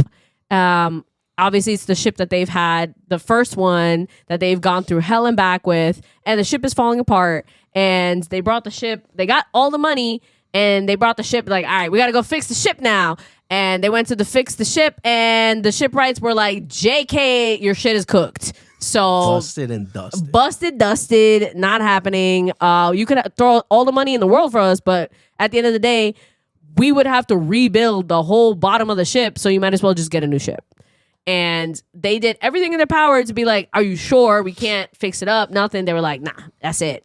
And so I was like, okay, y'all need to just say thank you to the ship, appreciate it, and just move on and do something and get a new ship. I was like, look, you could take parts of the old ship and put it into the new ship, inspire it, or physically take pieces, anything possible, right? And I was so proud of Luffy because I was sitting there. I was like, please don't tell me Luffy's going to be like, no, I'm going to make sure we get the ship. No, he was like, all right, we're going to get a new ship. And I was like, thank God, please. He made a captain's decision. I was like, okay, great. Love that. And then Usopp. like growth. I was like, growth, yes. Because obviously all we've seen from Luffy is being immature and locked in. And there's no in between. So it's either or. So this is like the actual time where he's like, okay, I'm making an actual decision. I've gone through the steps of grief. We can't do anything else. I've done everything in my power. We're getting a new ship. We have to say goodbye to the Going Merry. So obviously Usopp, the bestie, has been kidnapped. And so by the time they get him back, which, by the way, pissed me off. I was like, okay, the first time he got jumped. Understandable. Fine. You got snuck. You got snuck. All right. Second time, he goes in to fight all these, like literally a whole band of bitches in their lair, in their home turf, and by himself. Usopp thought he was about to be father. He wanted to get the money back. He wasn't going to get the money back by himself. He got beat. He was jumped, and he's going to go jump in there by himself. No sympathy? No, that was stupid. He was like, I was ashamed. He let his pride get in the way. Exactly. He let his pride get in the way. He was like, I was ashamed. Bro, okay, you want to get the money back? Going in by yourself isn't going to do anything but get your ass beat again. And that's exactly what the fuck happened. So I was like, stupid. Okay, fine. He gets his ass beat again. Then he comes back. They fucking rescue him with the most aura show coming out, which was great. That was super cool. Loved it. The walk up, the da. Yeah, great.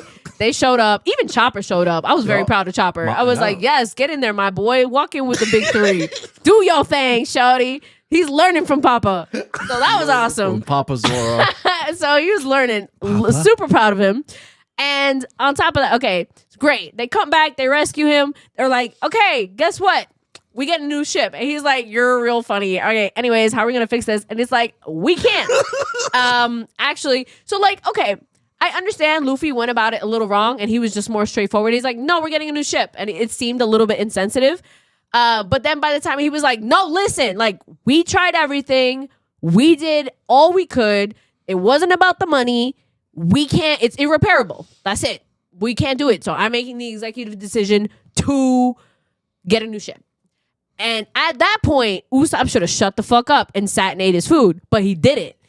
He just fucking, I'm pissed at him because then he was like, I can't believe you. We went through all this and you're just going to throw it away? Are you going to throw me away too because I'm weak? Shut up.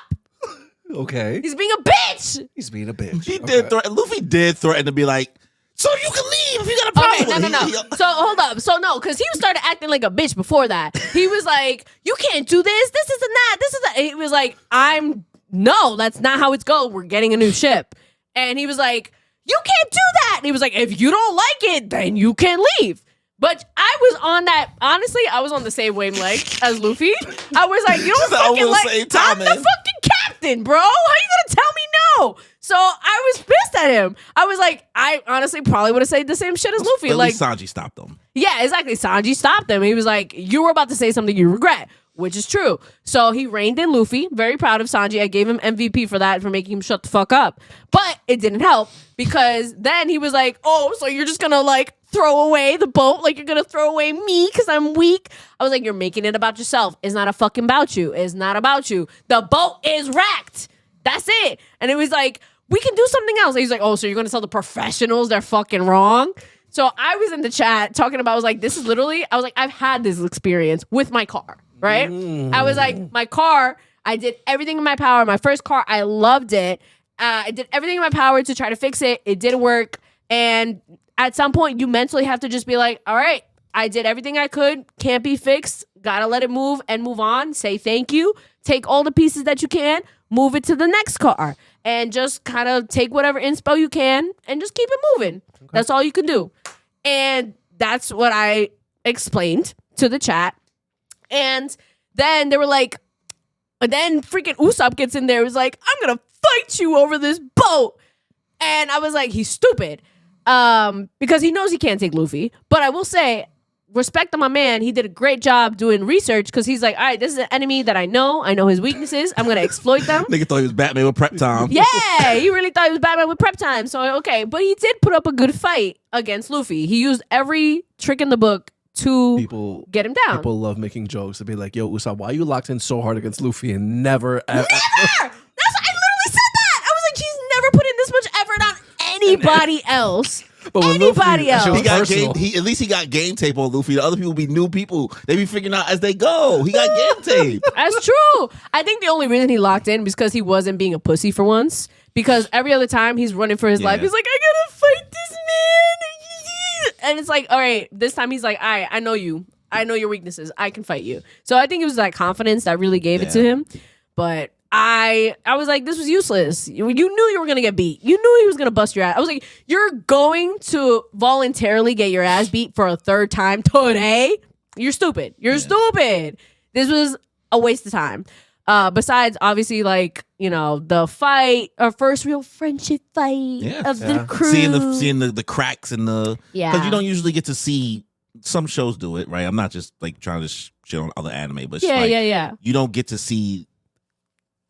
actual like butting heads for real where it feels like organic, right? Like I remember my first time watching this, I was like, oh, I didn't know I was looking to see them argue with each other for real and thinking that they might break up, even though I knew spoilers, like images.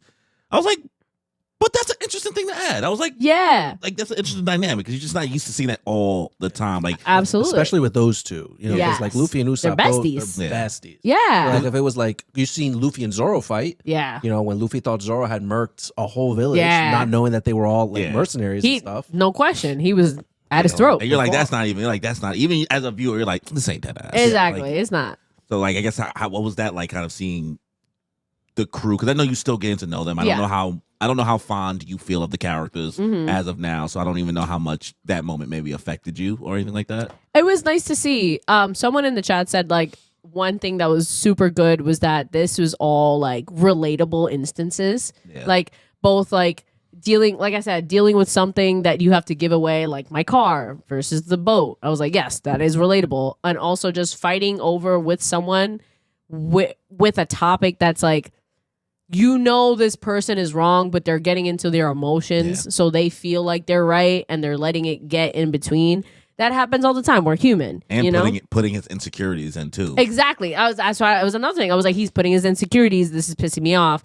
But like people in the chat were like, oh, you got to remember he's 18, he's young, they're 17, kids. Yeah. So I was like, someone told me 17, 18, 19. What happens is they'll tell you their current age. Yeah. And the story and forget that this was 2 years. Yeah. This is a 2 year difference. So they're 17. Luffy and Usopp are 17. Yeah, exactly. So I was like, they're teenagers. They're kids, essentially. Like seniors in high school, essentially. Yeah. Maybe they just graduated, right? Yeah. Depending on when their birthday was. Yeah, exactly, right? So I'm like, they're babies. So I understand that they're getting, high emotions. Usopp is still like in his feels. But at the end of the day, it still doesn't excuse his like, it was immature. It was so immature. I get it. It's for the plot. It's good to see them. Like I said, it's nice to see them fight, to recognize like they going through it for the first time. We like you said, we don't see like friendship fights very often. Yeah.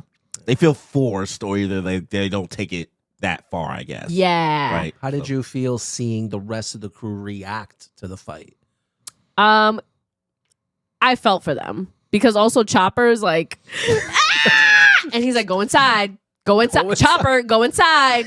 Chopper, go inside. If you can't watch this, go inside. If you're not going to be an adult about it. Exactly. Even Nami was very upset. Nami was so upset because she's just like, oh my God, they're going to kill each other. I'm going to have to pick up Usopp's body. Robin's missing. Oh my God. Yeah, Literally. Robin's missing. Yeah. I was like, yeah, nobody was even fucking with Robin. Like, there's so much shit going on. Yeah, there was so much going on. I'm like, Sanji's the only one like, yo, y'all notice Robin's missing? They're like, oh, she'll come back. Like, no, bitch. Like, no one. Homeward bound. Yeah, I'm like, no one gave a fuck. They were like, all right, one tragedy at a time. We're dealing with these two bozos.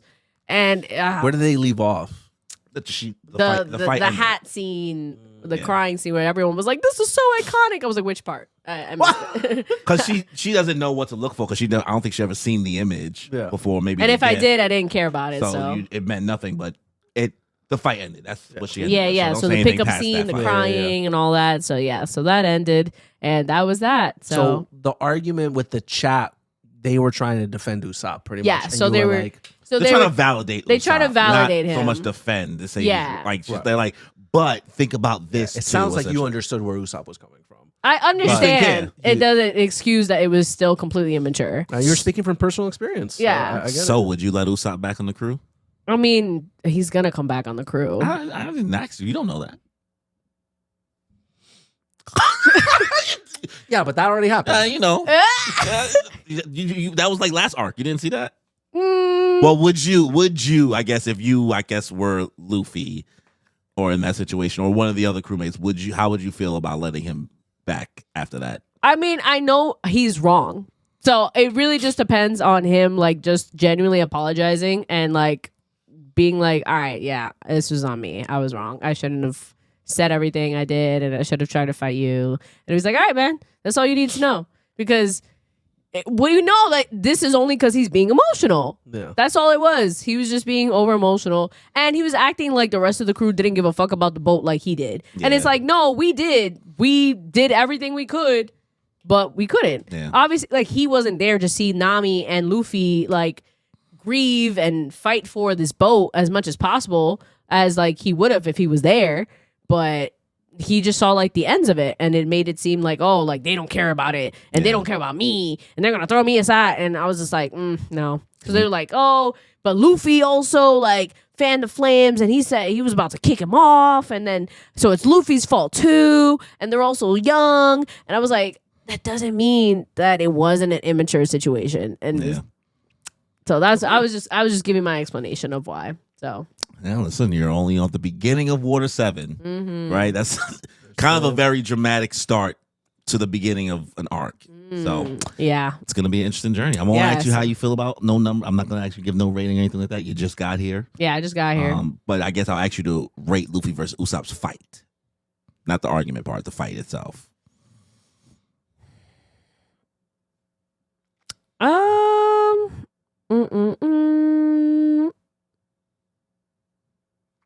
I liked it versus Luffy versus Enel. You liked it more? I liked it more. Okay.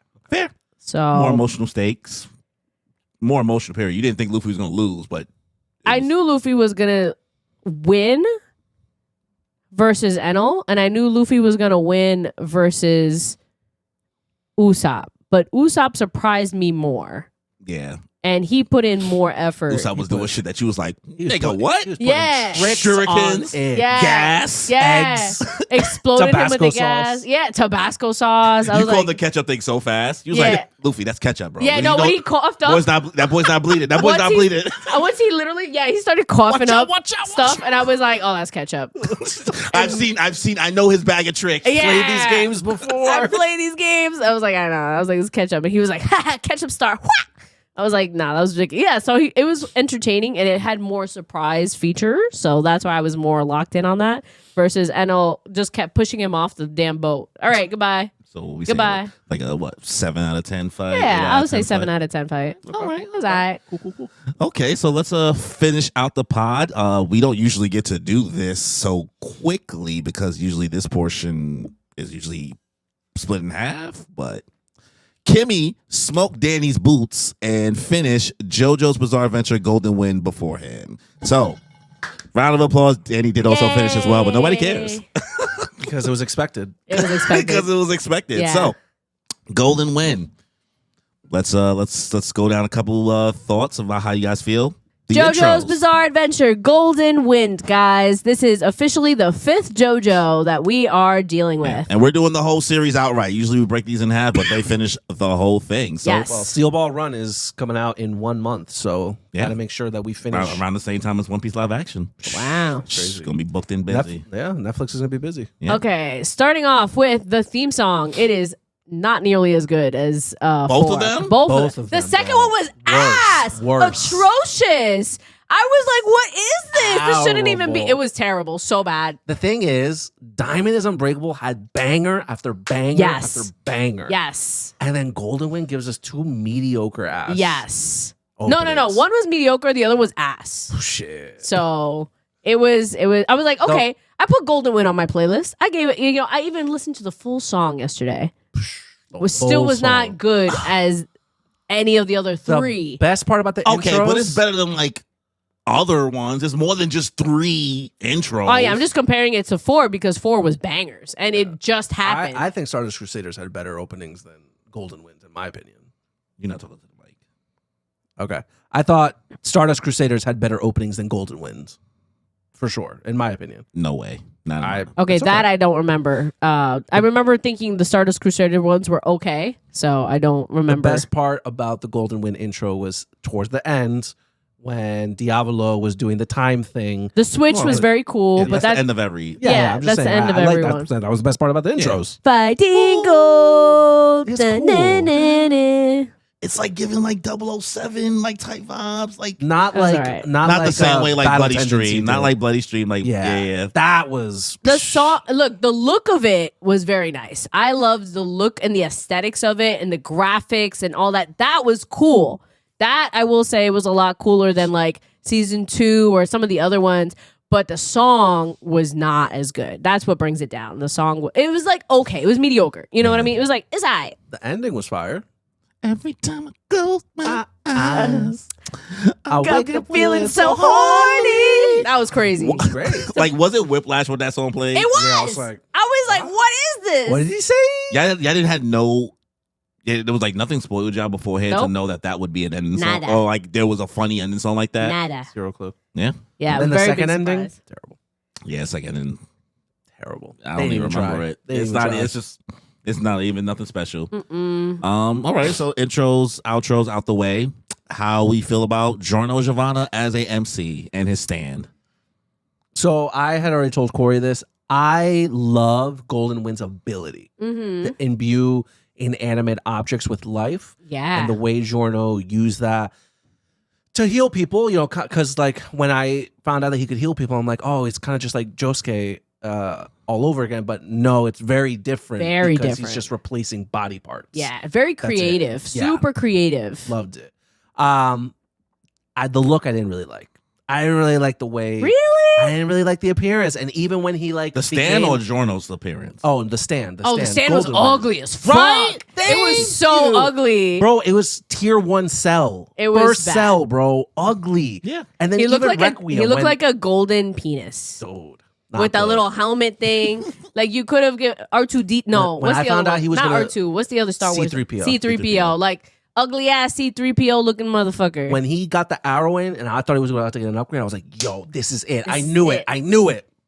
Creepy ass eyes. That's Yo, all he got. What? Man went Super Saiyan. The fucking hair came out.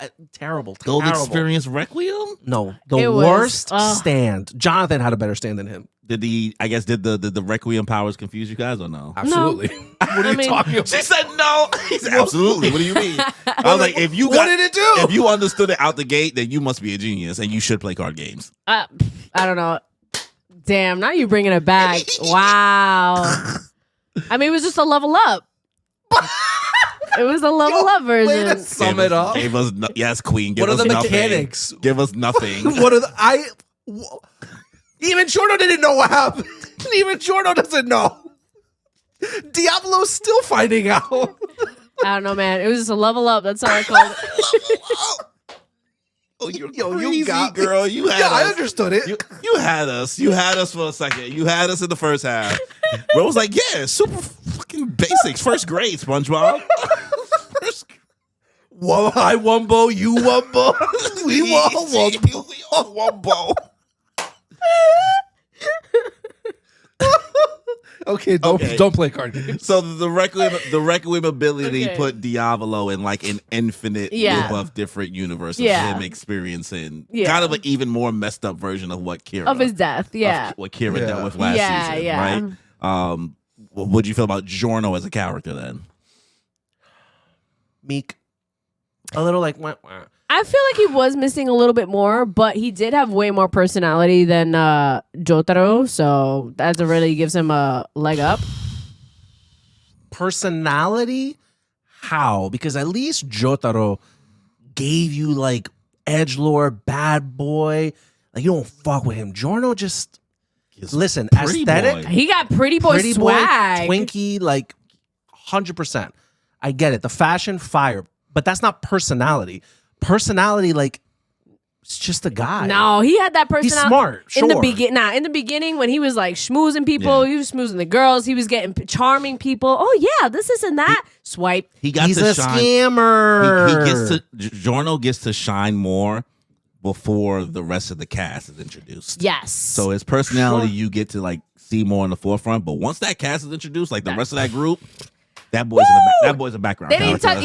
Yeah, he really was. That boy's a background. He was a character. back. He yeah. was not like he was in there for the aura, and that was it. Yeah. He saved the day. He was aura, but you really didn't know too much of his personality. Everybody else did. So I just want to be a gangster. Yeah, Yeah, a mafioso. mafioso. First of yeah. all, hold up. Just starting with the setting, I'm gonna tell y'all real quick. They were correct because I don't know if I mentioned this before. You have. I did. All right. Naples is ghetto. So like Ghetto. Ghetto for the birds. like I said, I think I did say it last time that like did. my friend of a friend got held at gunpoint. This ain't it. So great to see that represented. Oh my God, hold on. Please tell me you guys at least remember or appreciated or cared about in any sense the torture dance. Yes. I was gonna tell you about that. Torture dance? When they cut off the dude's head in the zipper and then they put it on a hook on that eye and then they started dancing around him. Oh, I don't think I remember that. That was crazy. The torture dance is so First of all, they should have brought that energy back. Why they only did that one Right, time? right. That had so much, like, that was funny. He It got- had aura. It was a great time. I was like, yo, are they going to be doing this all the time? Like, let's She's go. like, I'm here for this. I'm here for it. They never brought it back. Never talked about it. Oh yeah, that was cool. And when they were on the boat, yeah. When And they, the psychedelic percussions looks. the first vocal percussion's on a whole nother level. Yo. Money on my mind. Yo, the first time I was Yeah. watching it, I said, is my yo Narancho was cooking, bro. He was I was great. like, yo, these boys roll like this. Yeah, that was Stardust crazy. Crusaders could never. They could never. They could never. Oh my God. Yeah. That was Yeah, That was poor guy, man. fire. So when they Poor put guy. the sun just beaming down this poor guy's eye. That was gross. Oh, they just kill him. yeah, no, it was great. So that's how you guys feel about Giorno. Bruno Bucciarati. Bucciarati. You know, I had heard Activate your bob for them real quick. stiffware. Yeah, I had heard a lot of glaze about Bucciarati beforehand, and Yeah. I remember when I first started watching Golden Wind, I was just like, oh yeah, he's He's a serious, guy. no nonsense type of guy, cool. He likes to lick people's faces and sweat, Oh, that was gross. which he only did one time and never did it again. I wish he would have brought back that crazy. You were all the crazy back. No, 'cause She's they started where's the out- bizarreness? They started out crazy and bizarre, and then they reined it in. And I was like, no, give me more of that. I came here for the bizarre. Yes. But the more you get to know about him and his like upbringing, and there were multiple times where he just showed you his character and the type Yeah. of person he was, and I really appreciated Bucciarati for that. Absolutely. Where, like you had just pointed out, Giorno shined, but when he got introduced to this group, he became a background character, and Bucciarati really seemed. I was like, yo, it you was the got Bucciarati show. you It got was. dark hair. Are you a Joestar? Yeah. Are you actually Bucciarati the show. JoJo of this season and not Giorno? Yeah. No, that's really what it felt like. He was he was the main protagonist He of the was. series, and like especially like with what happened afterwards when he first ran into Diavolo, and then he was just like the shell of himself, and I'm just like, yo, bro is still holding still here for the on, homies. man. That was Just so. to finish the fucking I was mission. so heartbroken. I was like, bro. multiple times. I knew it. I was like, oh, this man is dead. Rocky's a bitch because you're like, he kills people. You're like, I know you're gonna kill him. He killed know. everybody. I know. But not my fave, though. And I'll tell you who that is. Bang! Misa! Yo, Guido Mista. Guido Mista. He The was- first. I lucked out, guys. This is the first time my you made a fave- good bet. You my made a good fave bet. didn't die He's this literally time. the only one. Oh my God. Really. And his Stan Sex Pistols. Bitch popping. That was the best stand. They have the most personalities in like all 6 of them, even though there's no number 4 and there's technically 7. They were fantastic. It was fun. It was versatile. We love. We're hungry, Mista. Oh my God. Yeah, guys, I got you. Yo, Like, hey, Yeah. 5, stop fighting with 6. Like The sweater, the fit Mista had. everything. When it comes to the fashion, I think in this part, Oh. this is where you really, because remember what I said, like the comment that brought up back in the day, like they stopped making the JoJo's buff, right? So they're getting leaner They're getting and twinkier. leaner, right? Yeah. But like the fashion that he's choosing, like the risk he's taking with the main class of what they're wearing, so much They more ate. like out there than the prior parts. Except for 2 of them, kind of like 2 of them, I was like, looking at you sideways. Bacchio. No, Abakio's was great. Fugo. Fugo. Oh, What the fuck? We'll say because I know you're about to go. You're gonna go from that into something else, and I know you probably was. No, and him and Narancha, they could have used an upgrade in their fits. See, you did it. You did. Oh, nah, she did. She only did part. I didn't get to ask you about how'd you guys feel about Bruno's stand? Zipper Man. Creative. Sticky fingers. He Well, used it. It's an artist. It's a rap artist. Sticky fingers. Oh, I didn't know. That's why Sex Pistols, and they have Aerosmith, and Who was Aerosmith? the band Aerosmith. No. In relevance. Naracha. Oh. How so? called Naracha's Little- stand was Aerosmith. Oh, because in Little the Bomber? dub it's called Little Bomber. Yeah, they had to change it. Yeah. Oh, I get that. so it's called So the anime tries to like skirt around a lot of these copyrighted Ooh. names of artists and songs.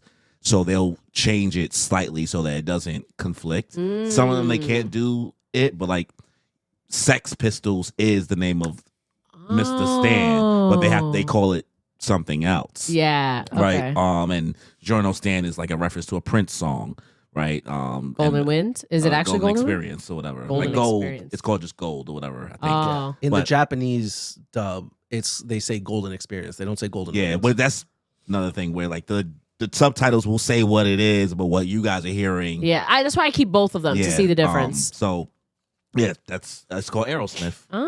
So he says, Aerosmith, let's go. Like, I mean, not in that voice, but yeah, for the most part. what was your original question? So how'd you guys feel about Bruno's stand? Oh, Zipper Man. Or Sticky Fingers. Yeah. I think he used it because when he screams it out, he says "sticky fingers." He never. Oh, okay. Yeah, he'll say Superman. Yeah, I'm Superman. Oh yeah. I thought he used it in a very creative way. Yeah. I didn't really like the design. It wasn't bad though. Basic. It looked better than Golden Wind. But it looked exactly like homeboy from Diamond is Unbreakable, the guy the who can swipe things away. Okuyasu. Okuyasu. It looked It exactly like his. Copy The and color, paste. yeah, the color scheme and everything. So like yeah. whatever. Especially when you have Bucciarati's like whole like fit. Like, Oof. All right, so let's move on to Narancha. Man, Narancha, bro. My Shayla. My Shayla. Done fucking dirty. Done so man. dirty. He didn't even see it coming. He didn't. I didn't see it coming. No, I knew it was coming because he was like, I can't wait to go back Yo, and live the my death life flags. and everything. I was want like, a nah, he's pizza cooked. margarita. Trish, I'll protect you forever. Your pain is my pain. I was like, nah, he's cooked. He's cooked. He's but cooked, then it Chat. still came, Up, Narancha. and they did it immediately. It's like, you know what he reminded me of? He gave me Beast Boy vibes. Yeah. That's exactly the vibes. Yeah. Dude, and they just left him in the fence just... Oh, I'm like, get him down from there. Yeah. Giorno! Why are you doing him like this? Oh. So sad. No, man. That really... Narancha, hothead. Yo, hothead. So- I loved every like little shenanigans that he was in. yeah. And he was also, again, he's the one that started the torture dance thing. Because he's stupid, but he's fun. He's when Fugo was like trying to teach him stuff, and Yeah. Narancha, like Fugo get mad, and Narancha get mad. Yeah. Like, yo, I'll cut you right here, cook- right now. Like, he's that, like, I got that crazy in me. Don't test me. Like, And then that other scene where like he was getting attacked by the shark and by the yeah, water oh my thing. God. And then he just started kicking the shit out of that one guy, and then they all started kicking Oh my the God, shit they out of jumped him. That was so Word, funny. bro. Abakio was not even taking a part of it. He finished his line. He's like, Finish the water. All right. All right.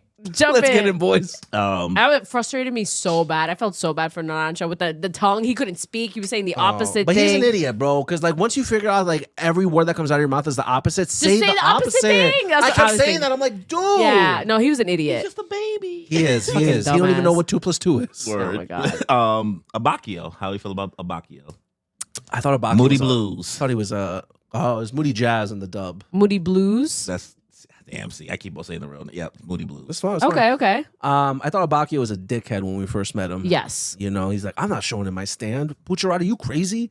That's sensitive information. Yeah, he's like, I don't know this bitch. I mean, What? that's Fuck fair. outta He here. just got here. No, that's fair. That is fair. I get it. And he kind of kept that energy. No, but he I'm not gonna lie. kept it. It didn't He change. said, actually, yeah, that's just who he is. He stood on that. He did not give a fuck. I liked his backstory. I thought it was very sweet. Yeah, I like the backstory. His motivations were great. And Yeah. the way like Bucciarati like helped him like set his path straight again after he was lost with the tragedy that befell him. I thought it was really good. His stand. His stand was very At clever. first, I thought it was dumb though. Yeah. I was like, you're just A replaying memory. like certain events, but then the way he would use it. That was, I'm yeah. like, He cooked. dude. That was great. That's what I love the most about as JoJo's matures. We done with the whole punchy, stabby. Like, bro has these ideas. He's going to find a way to use them creatively. He's a Yeah. madman. It was great. Like when they went back to the islands and they needed to like find the origin of the picture from 15 years ago. Wild. And Bucciarati's like, how long you need? He's like, I don't know, like 8 to 10 minutes. Bucciarati's like, you'll do it in 5, bro. Let's and go. he was like, all right, I guess I'm Do doing in it. 5, but Well, first of all, can we talk about why the fuck would you leave him alone? He has one job and you gotta protect him. Yeah. And they left him alone. That's on them. That's on them. He left his mark. Fuck, He got left- stuck. He got tried to leave. He left a clue. He did, but that was it. I was like, nah, they did Abakio dirty too. Damn, it sounds like I think everybody got did dirty. Because No, it was they like did. it was They in 2 did, seconds. bro. Like first when he was here and then he was gone. Thanks, Mr. Jaw. That was ridiculous. Fatality. Oh my god. No, and he just left him there, man. Man's over here like, All right, so felt so bad. this one is a controversial one, so I'll see how you guys feel. Maybe you guys won't have Not anything to say. controversial. I already know. Fugo.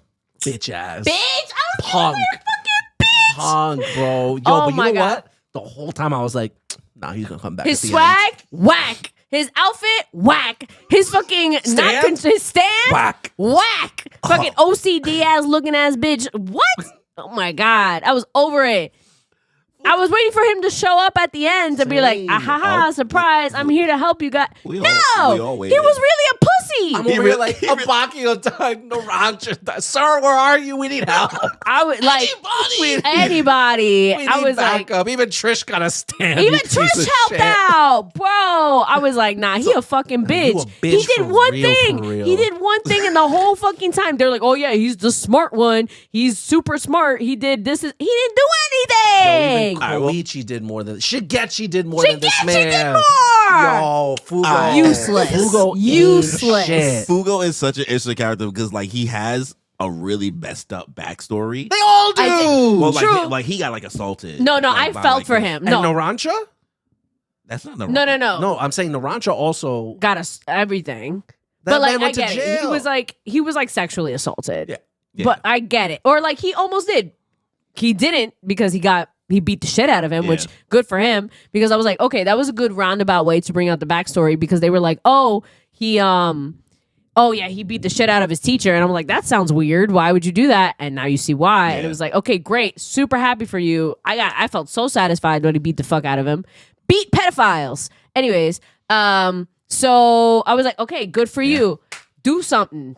Bro And had- he didn't. So I don't know how true it is. This is like what I don't Theories? know the theories, I guess, or like I don't know. I don't want to say this and it be exactly Okay. like concrete. Like that's what Araki, the wall he ran into.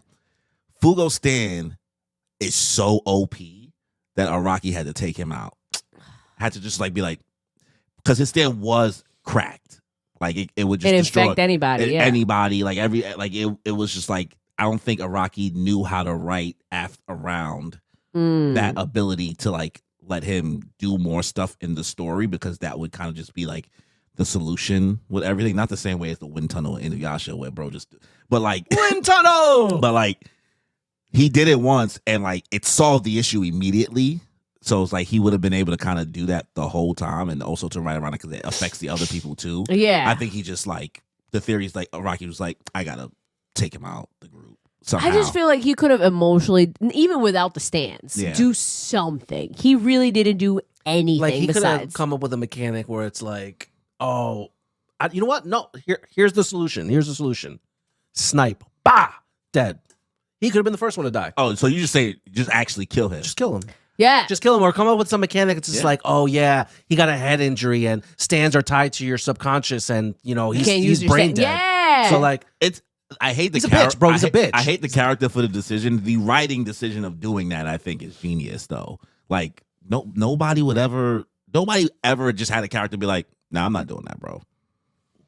Like that's a real life answer. A lot of us have been on like It's be on true. been on a group excursion, and then the group is like, "We about to go do this," and one of us is like, "I ain't doing that, bro." Hold on. I'm I gone." get this isn't a it. spoiler, but that reminds me of the Fallout finale when they're all like taking bets, and the one guy's like, "No, come on, let's go do this," and that woman's like, I'm not doing. I that. ain't doing that. I'm not doing that. Right? It was a very real response that would happen Yeah. in a group yeah. that you don't see Often. truly enacted in media In where bro anime. was like, Yeah.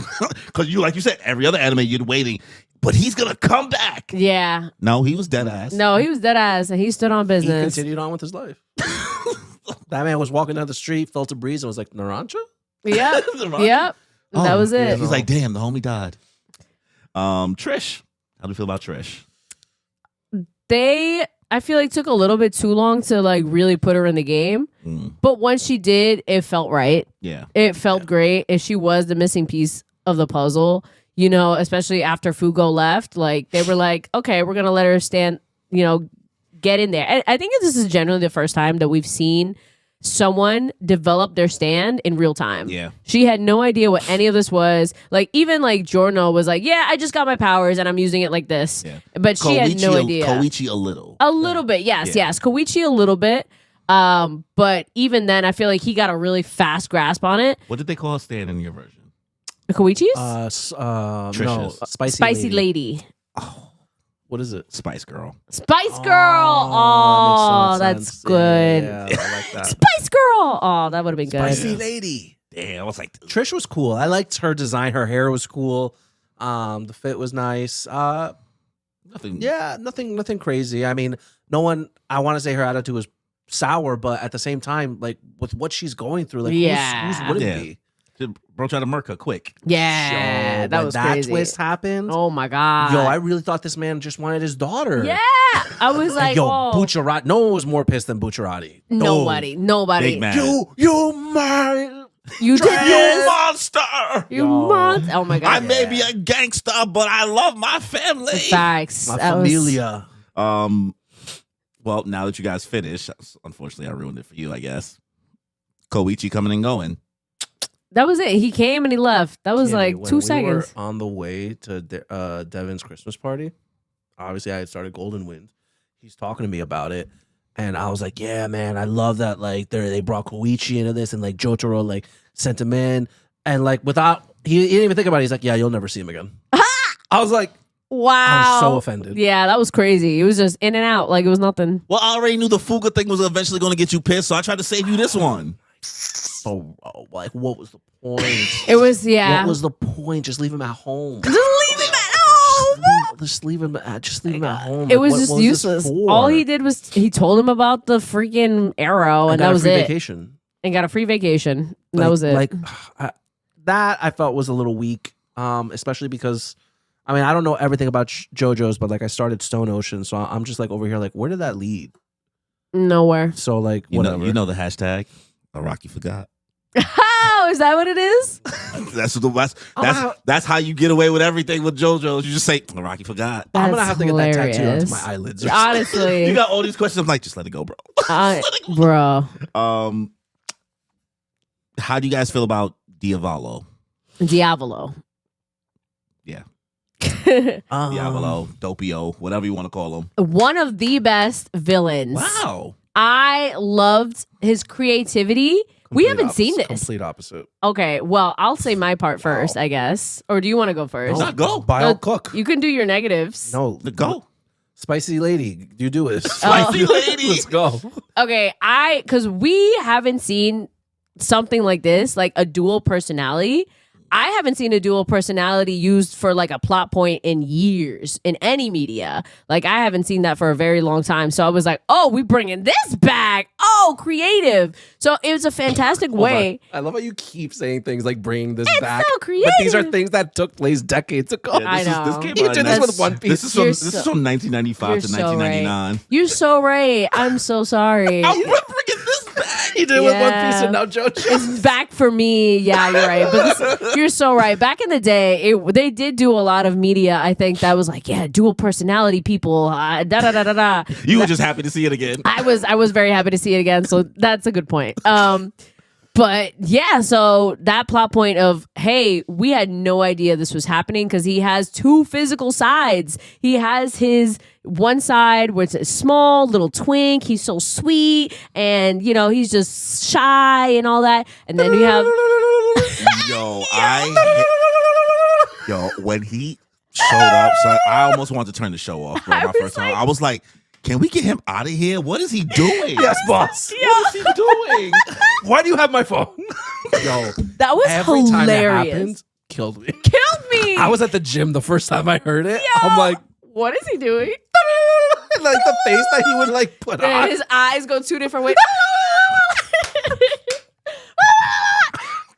Hearing the phone. Oh, She's stimming out. what is my phone doing around here? Grabs a freaking frog. Hello? This guy's not okay. You're like, this guy's not okay. I was He like, grabs a this- cigarette. Oh, they make them smaller and smaller every day. Yo. Oh my god. I like would want that to be my ringtone. Yo. Honestly, the little kid phone. That was obviously the most normal, but then she's just like, "Hello." they had a whole conversation. Sorry, I'm hogging the phone. What?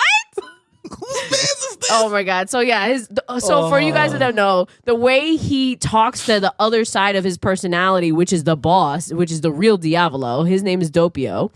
Yeah, so he does that, crosses his eyes, and he thinks he hears a phone call, goes to pick up a random object to pick up the phone, and that's his phone call. And so his two eyes will be separate. So the one side is like Doppio talking, and the other side is the boss talking. And that's how they communicate within each other as the body, which I was like, wow, that is dope.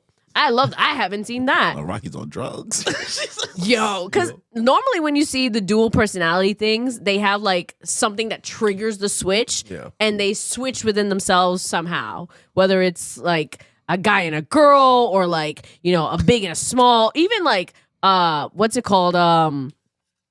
Moon Knight. Yeah, that one, he had 3 personalities in there, and that was like, okay, it was just he fell asleep. So every time he fell asleep. You know, so you would see something like this direct, and the personalities talking to each other. You never see the personalities talking to each other this direct. So, like I said, I thought that was super creative, and it's a part of the whole mystery. You don't see it. I was confused for a while. I was like, is it the stand that's the other personality? Does he actually have another side of him? But it's like, no, he physically transforms into Diavolo, and then the stand on top of that, and the stand talks with him. So I was like, there was no way for them to guess this was happening. Them figuring out, oh my God, this little kid is involved in this, and he is Diavolo. Like the step-by-step process of you're just like, he's right there. You just gotta figure it out. It's the Dokes meme. She's like, I know he's the villain. Yes, I just can't prove it yet. Yes. Oh my God. And I felt bad for Risotto because the bad guy. Oh man, Risotto, that fight. He had him. He had him. And then Naranjo, the one time I was like, fucking Naranjo, just want to hit him over the head. Oh my gosh. Which I thought his stand was super creative. Little Bomber? No. Risotto's. Oh, the Risotto's. iron. Yeah, the iron thing. I was like, he had metallic. he did that Magneto shit. I'm assuming is Metallica. Probably. Yeah. Is that Vegeta? I think so. But yeah, that's a good. I like how you're starting to think about it. He's like, shit. It's probably Metallica. These names are right in front of me, and I'm not realizing. Yeah. Like First of all, Spicy Lady, Spice Girl. I'm like, stupid. Well, speaking of names, the fact that almost all of their names is based off of food was hilarious to me. Yeah. Metallica. You were right. Look at that. Good stuff. Good guess. I don't like Diavolo that much. Okay. I probably think he's the weakest antagonist that we've gotten, honestly. Really? Number one, let's just say Emperor Crimson, ugly ass stance. Ugly as fuck. Ugly ass Got an extra stance. face on his head. It's like a pimple that talks. It was Terrible. that's exactly the feel. The red with the white crisscross. I thought that was cool looking. I like that part of it. I like that. I thought this yeah, part. that was the face. I didn't like it. And then the whole like dual personality thing, don't get me wrong. Like I like the idea. But like, especially when we got towards the end, and first, hold on, let me say, human Diavolo, baddie. Oh, The pink, the strawberry. hair. Oh yeah, when bro gets that probably the baddest bitch we see. Bucciarati walking around as him, and he's like, Yo. "Hello, this is the cut off sleeves." Fire 8. fit. Yeah, 100%. There's no doubt about that. Mm-hmm. But yeah, I don't know. I guess there were just a lot of shenanigans once they got to the Coliseum that like Diavolo kind of just took a back seat.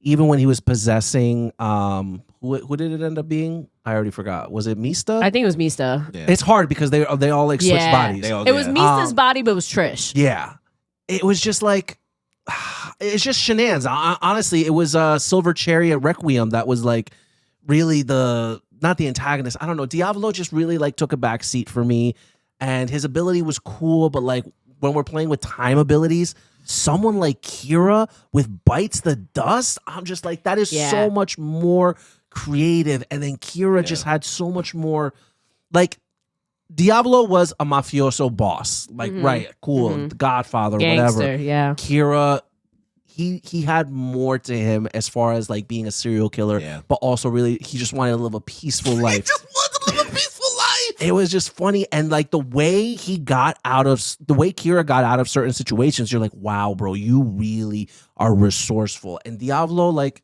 when you're the head of a mafia, like, you already have resources. So like some of the things he was doing wasn't really that impressive. Doppio impressed me more than Diavolo. When Doppio was out here fighting Risotto, I was like, oh, okay, Doppio's, he's not that dopey. Okay, That's true. He did put in. So as far as antagonists go, I think that Diavolo is the weakest. I think Dio, but for me, it's Kira, then Dio, then Diavolo. That's fair. Oh, and then The Pillarman. the Pillarman. I could give two shits about the Pillarman. She's like, we We ain't seen Hamon in years. Yeah, put that at the bottom. Yeah. So I mean, I agree with your list. I just do think when I say them, I say both Jopio and Diablo as like a one entity. Yeah, the concept of the concept of it was super fun and creative. But I agree with you. I was kind of over I was like another time stand. Yeah. I was bored of it. I was like, it's already been done. We did this. This is the third time. Different iterations of Waldo, and then you got Vice the Dust, and now you have King Chariot, Crimson Chariot, whatever. That pissed me off, honestly, the third time. Racing time thing. Like my first time watching, I was like, I had to watch so many YouTube videos to explain to me what his stand ability was. Cause like it was not. What was his real name? King Crimson? King Crimson? Emperor Crimson. King Crimson. Okay. Yeah. King Crimson. What is that based off of? Is that a song? It's probably a song. Let me see. Let me pull it up in the thing. King Crimson. But I will say they were creative on how they got rid of people. It's a rock band.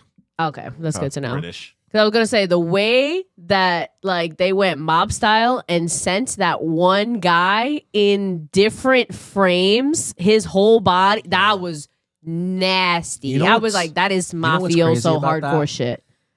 One of the most so you all know who Hannibal Lecter is, right? Yes. So there was a TV series that had come out where Mads Mikkelsen, who played Hannibal Lecter, and in that series, the absolute most gruesome death I had ever seen in a horror franchise.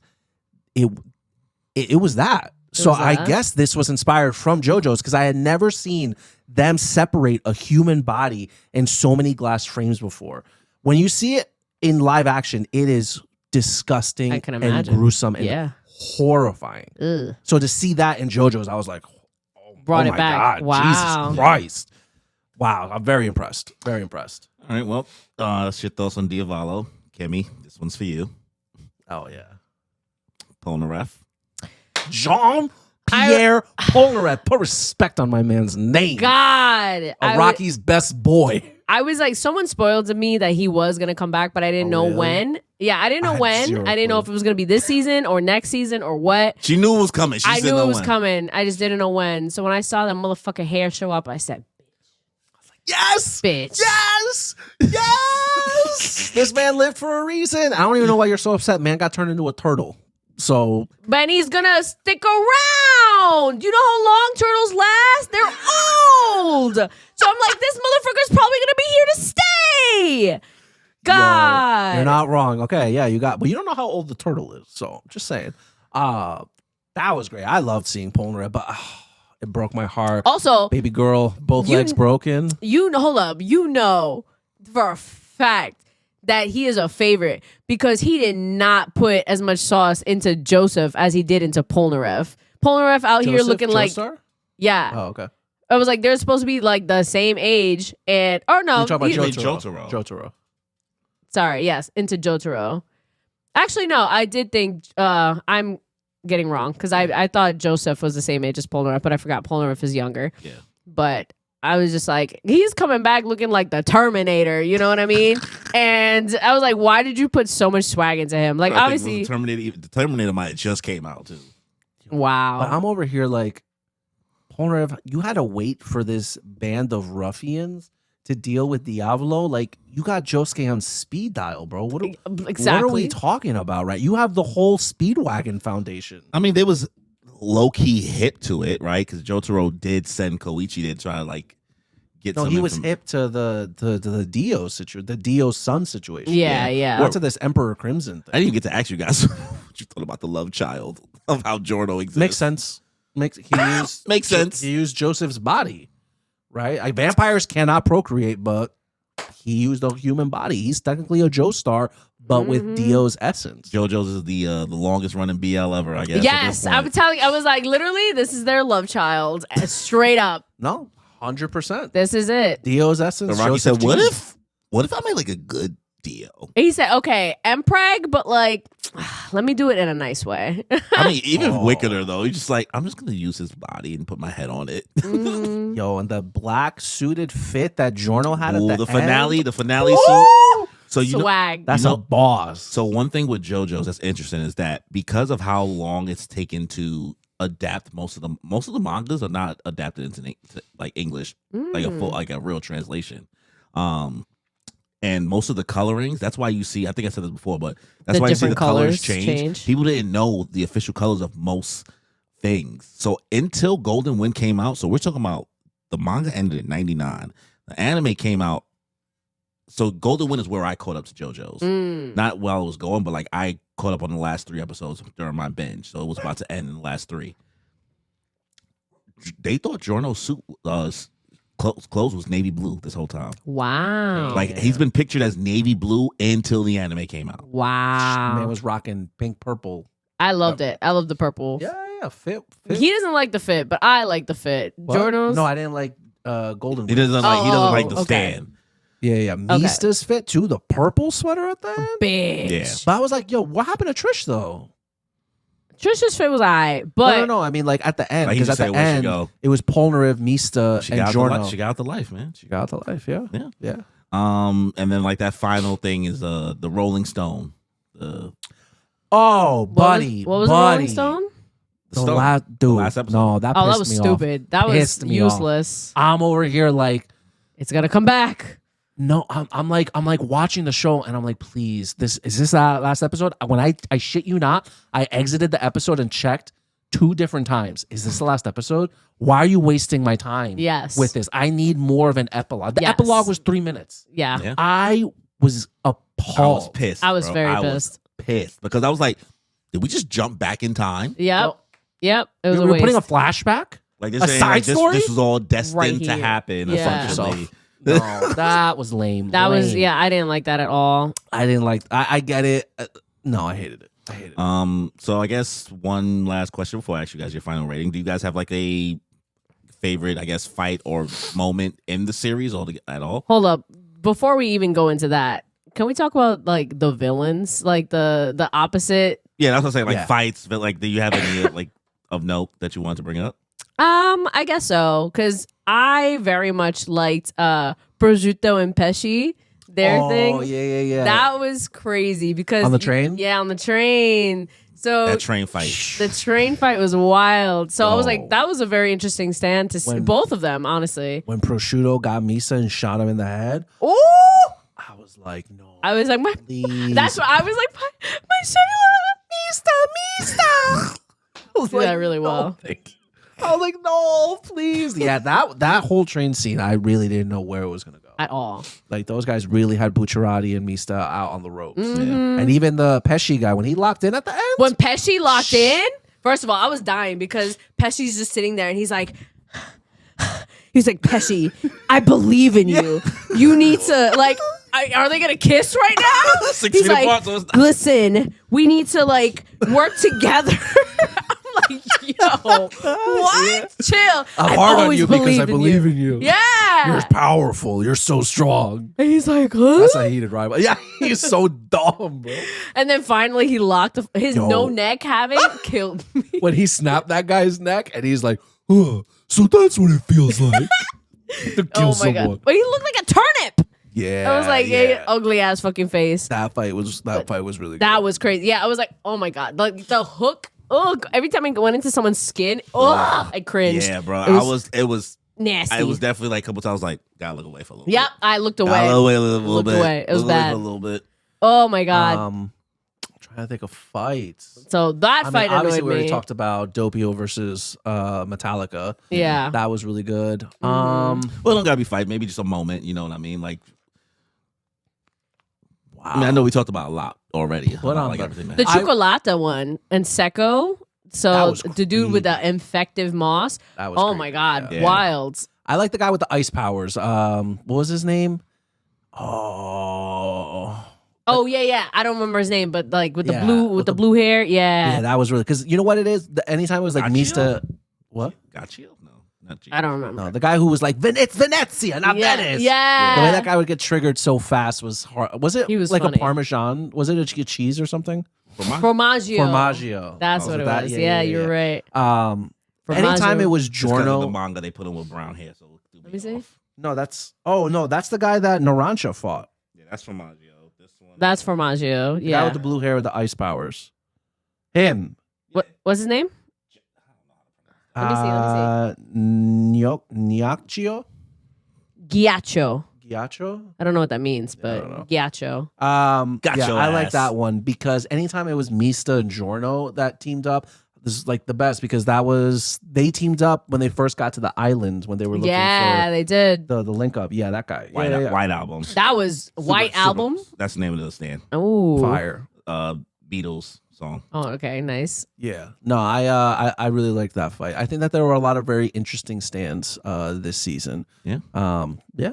Super creative, and this is the first time we've seen like a full engaging squad. I'm looking at you, Jotaro. I'm not like that team did not feel cohesive. All right. They felt thrown together, and But this boys trip you enjoyed. yes, because I was like, Yeah, that was fun. it didn't feel like a boys trip. It wasn't like crude jokes and everything. It was like, nah, they were like, even when they fought, like it was like fun and silly. And yeah, even at the end, like when Trish was like messing around with Mista and they were like low key fighting, but then they were like, all right, you're kind of funny. And like, I was like, look at Trish having a personality. This is great. Yeah. Yeah, it's true. It definitely I didn't feel like the same kind of boys trip because like Stardust Crusaders, it's like a bunch of frat bros. Yes. Bunch of frat bros. This is a bunch of Bushwick kids. Yeah. This is a bunch of kids. Yeah. This is a bunch of kids from Bushwick. Dead ass. That's so oh my God. fucking funny. Oh I my love God. that. Yeah, no, it was good. And it was a good change because Diamond is Unbreakable all took place in Morio. Mhm. And now it all took place in Italy. They still traveled, but it all took place in Italy. So it was really cool. I liked Golden Wind a lot. Mm-hmm. All right. So what are you guys rating Golden Wind out of 10? I feel like it's an 8 out of 10 for me. I was gonna say 8. It's definitely not as good as Diamond is Unbreakable. I would say Diamond is Unbreakable. It's kind of its own thing. There's no misses in that. I'm not gonna lie. I think I like Stardust Crusaders more than I like Golden Winds. Oh no, that's not for I know. me. I know. Ugh. I get it. That's probably an unpopular opinion. Yeah, that's all you, bro. Because I think that's the show, bro, and you coming out. Yeah. No, you know why? It's because at the end of the day, Joseph is better than any character in Golden Wind. I'm sorry. better than Oh, Bucciarati. Joseph. Okay, he didn't say Jotaro. He said Joseph. Yeah, I know. Joseph Joestar. I know what he said. Big Daddy. 100% better than any character. Yes, he's better than Bucciarati. But like,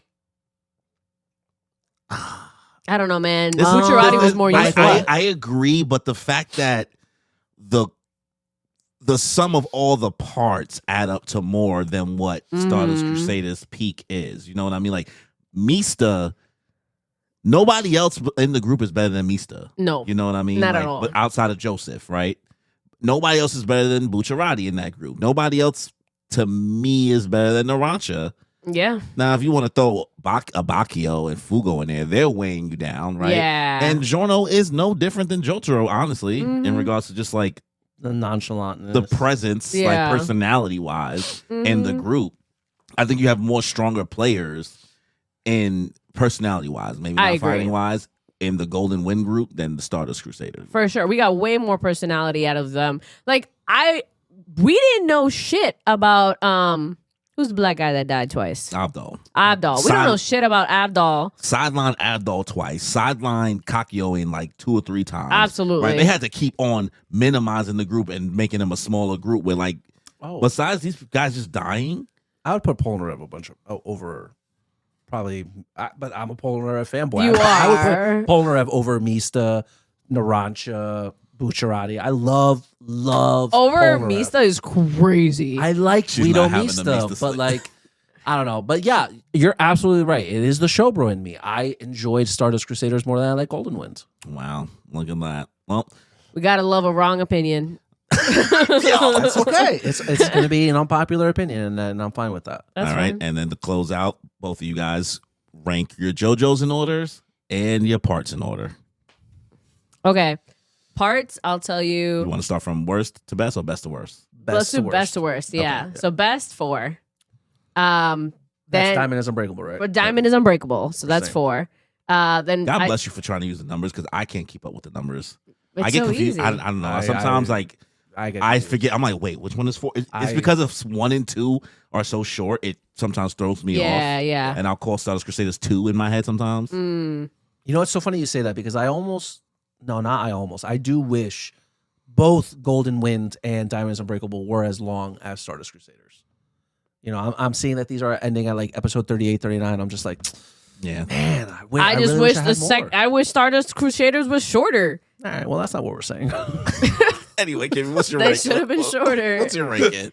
Okay, yeah. Diamonds So I think Diamond is Unbreakable, Golden Wind, then what the fuck was 3? Then That 2. was Stardust Crusaders, then Battle Tendency. So 2 Battle Tendency, Battle right, with Tendency. Joseph, then Stardust Crusaders, then 1.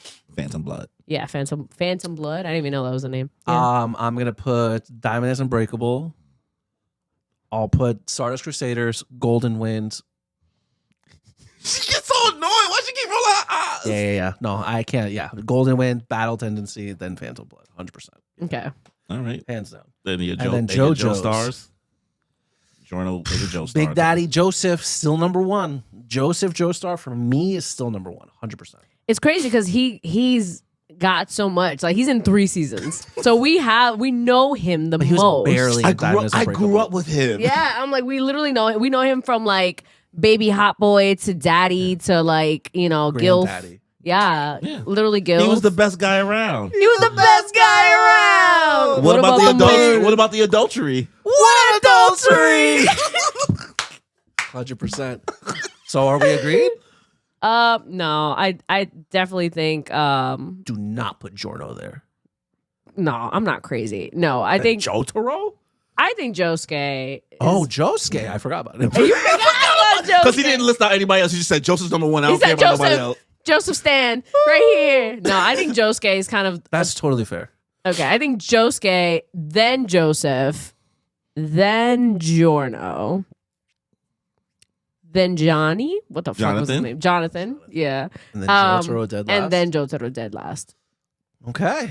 Respect. Mhm. I like it. He got no Um, personality. I'm gonna keep him there. I'm going to put Joseph at number 1 just because that mother trucker made me laugh He so did. much. Yep.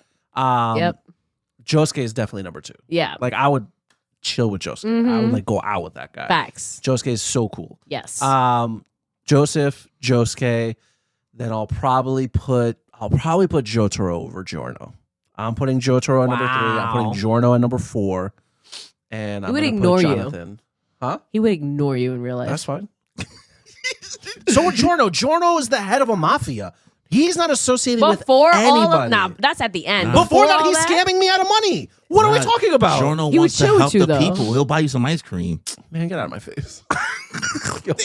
I'm done. So yeah, Joseph, Josuke, Jotaro, Giorno, Jonathan. Okay. All right. Well, Sorry, Jonathan. First Suck, is bro. the worst. yeah. Well, congratulations, guys. You now have 1 season left. Stone to Ocean. finish. I'm already 3 episodes in. Stone Ocean Jolene. Jolene. Jolene. And then we missed one more. yeah, that's all right. I was going off of you. I was pretty sure. Take accountability. I was pretty sure. I was gonna keep going, but I was like, all right, he stopped. He stopped. I'm not going to embarrass myself and be the only one singing. Oh. And then the Steelball Run anime will be premiering like a month from now. So you guys will be caught up. Yay. And then I'm going to read the manga. Yeah. All right. Well, Do I have to wait for the Steel Ball Run anime to finish before I can read the manga? I don't think so. right, I mean, cool, I think perfect. that's up to you. I think that's up to All your right, once I preference. finish Stone Ocean, I'm just going to Because start they're gonna drop them in the same way. I think the same way they dropped Stone Ocean, which is they dropped them in 3s, Okay. which was very annoying Mhm. as a viewer because like you 3 watch episodes? no Three like is- in 3rds. three They dropped it sections. like they in 3 sections. So like the way Stone Ocean went messed up. Like everybody's like hyped for Stone Ocean because they dropped that episode around Christmas that year, and then we had to wait like 7 months for the second batch of 7 episodes. months. God damn. It took until the summer, and then it wasn't until a whole year later, that following December, where we got the final batch. So it's like by that point you're over it. Yeah. Yeah, so that was unfortunate. But you guys just get to binge it. So a lot of people's opinions are kind of skewed on that season because of how of it that. came out. That's what I And heard. and also there's people that hate women. So Yeah, so that's that's also part of it too. Mm-hmm, mm-hmm. But yeah, proud of you guys. You did it. Thank you guys for coming through for another episode of the Moon Piece Podcast, episode 71. Oh my gosh. All my days. We gone a while without getting a guest. So maybe we try to get a guest soon and figure it out. If you see in this episode, by the time this comes out, if you guys are at KatsuCon, Kimmy will be at KatsuCon on this weekend, essentially, of this episode coming out. So if you guys run into her, I mean, I don't know how you feel about that, actually. No. Feel free to come say hi. I'm pretty, open. I'll be doing my cosplays. I'll be, if you guys want to say hi, I'll be Penny from Penny and Stocking. I will be Magic from Marvel Rivals in her Y2K skin, so I'll be all pink. That's the cosplay I've been working the hardest at. And on Sunday, I will be doing Kids Next Door as number 3. Nice. Yeah, so I'll be doing and I will also be Puss in Boots for the rave. So we're all doing sexy Shrek looks. So did you ever see the Puss in Boots movie? I didn't. I never did. No, Kimmy. I know. I should go back and watch it at this point. The second one is that's the one with the wolf, cinema. right? That Last Wish. Cinema. I know. That's the one I want. You have to watch it before you. I cried. I know. I know. It's the big one everyone always talks about the most. That is like they're like it is amazing. So I definitely want to watch it. So yeah, I probably will watch it before I do that. Yeah, word. So you don't even need to watch the first Puss in Boots before you watch I might just for the shits and gigs, but like who cares about Humpty Dumpty? Yeah. He fell off a wall. But yeah, thank you guys again for checking out this episode. Make sure you guys like the episode. Spread the love this Valentine's. Leave a comment. Let us know your thoughts on the episode. Hit the subscribe. Hit that notification bell. Check out channel memberships. $1.99. You get access to special emojis to use during our live streams. Early access to our official episodes. And don't forget to check out moonpiecepod.com while you still can during this February month of Black History Month to check out some merch if you guys want to support the channel in any way as we continue to grow on. Yes. All of our live streams, etc. So, on that note, y'all. Peace out. Bye.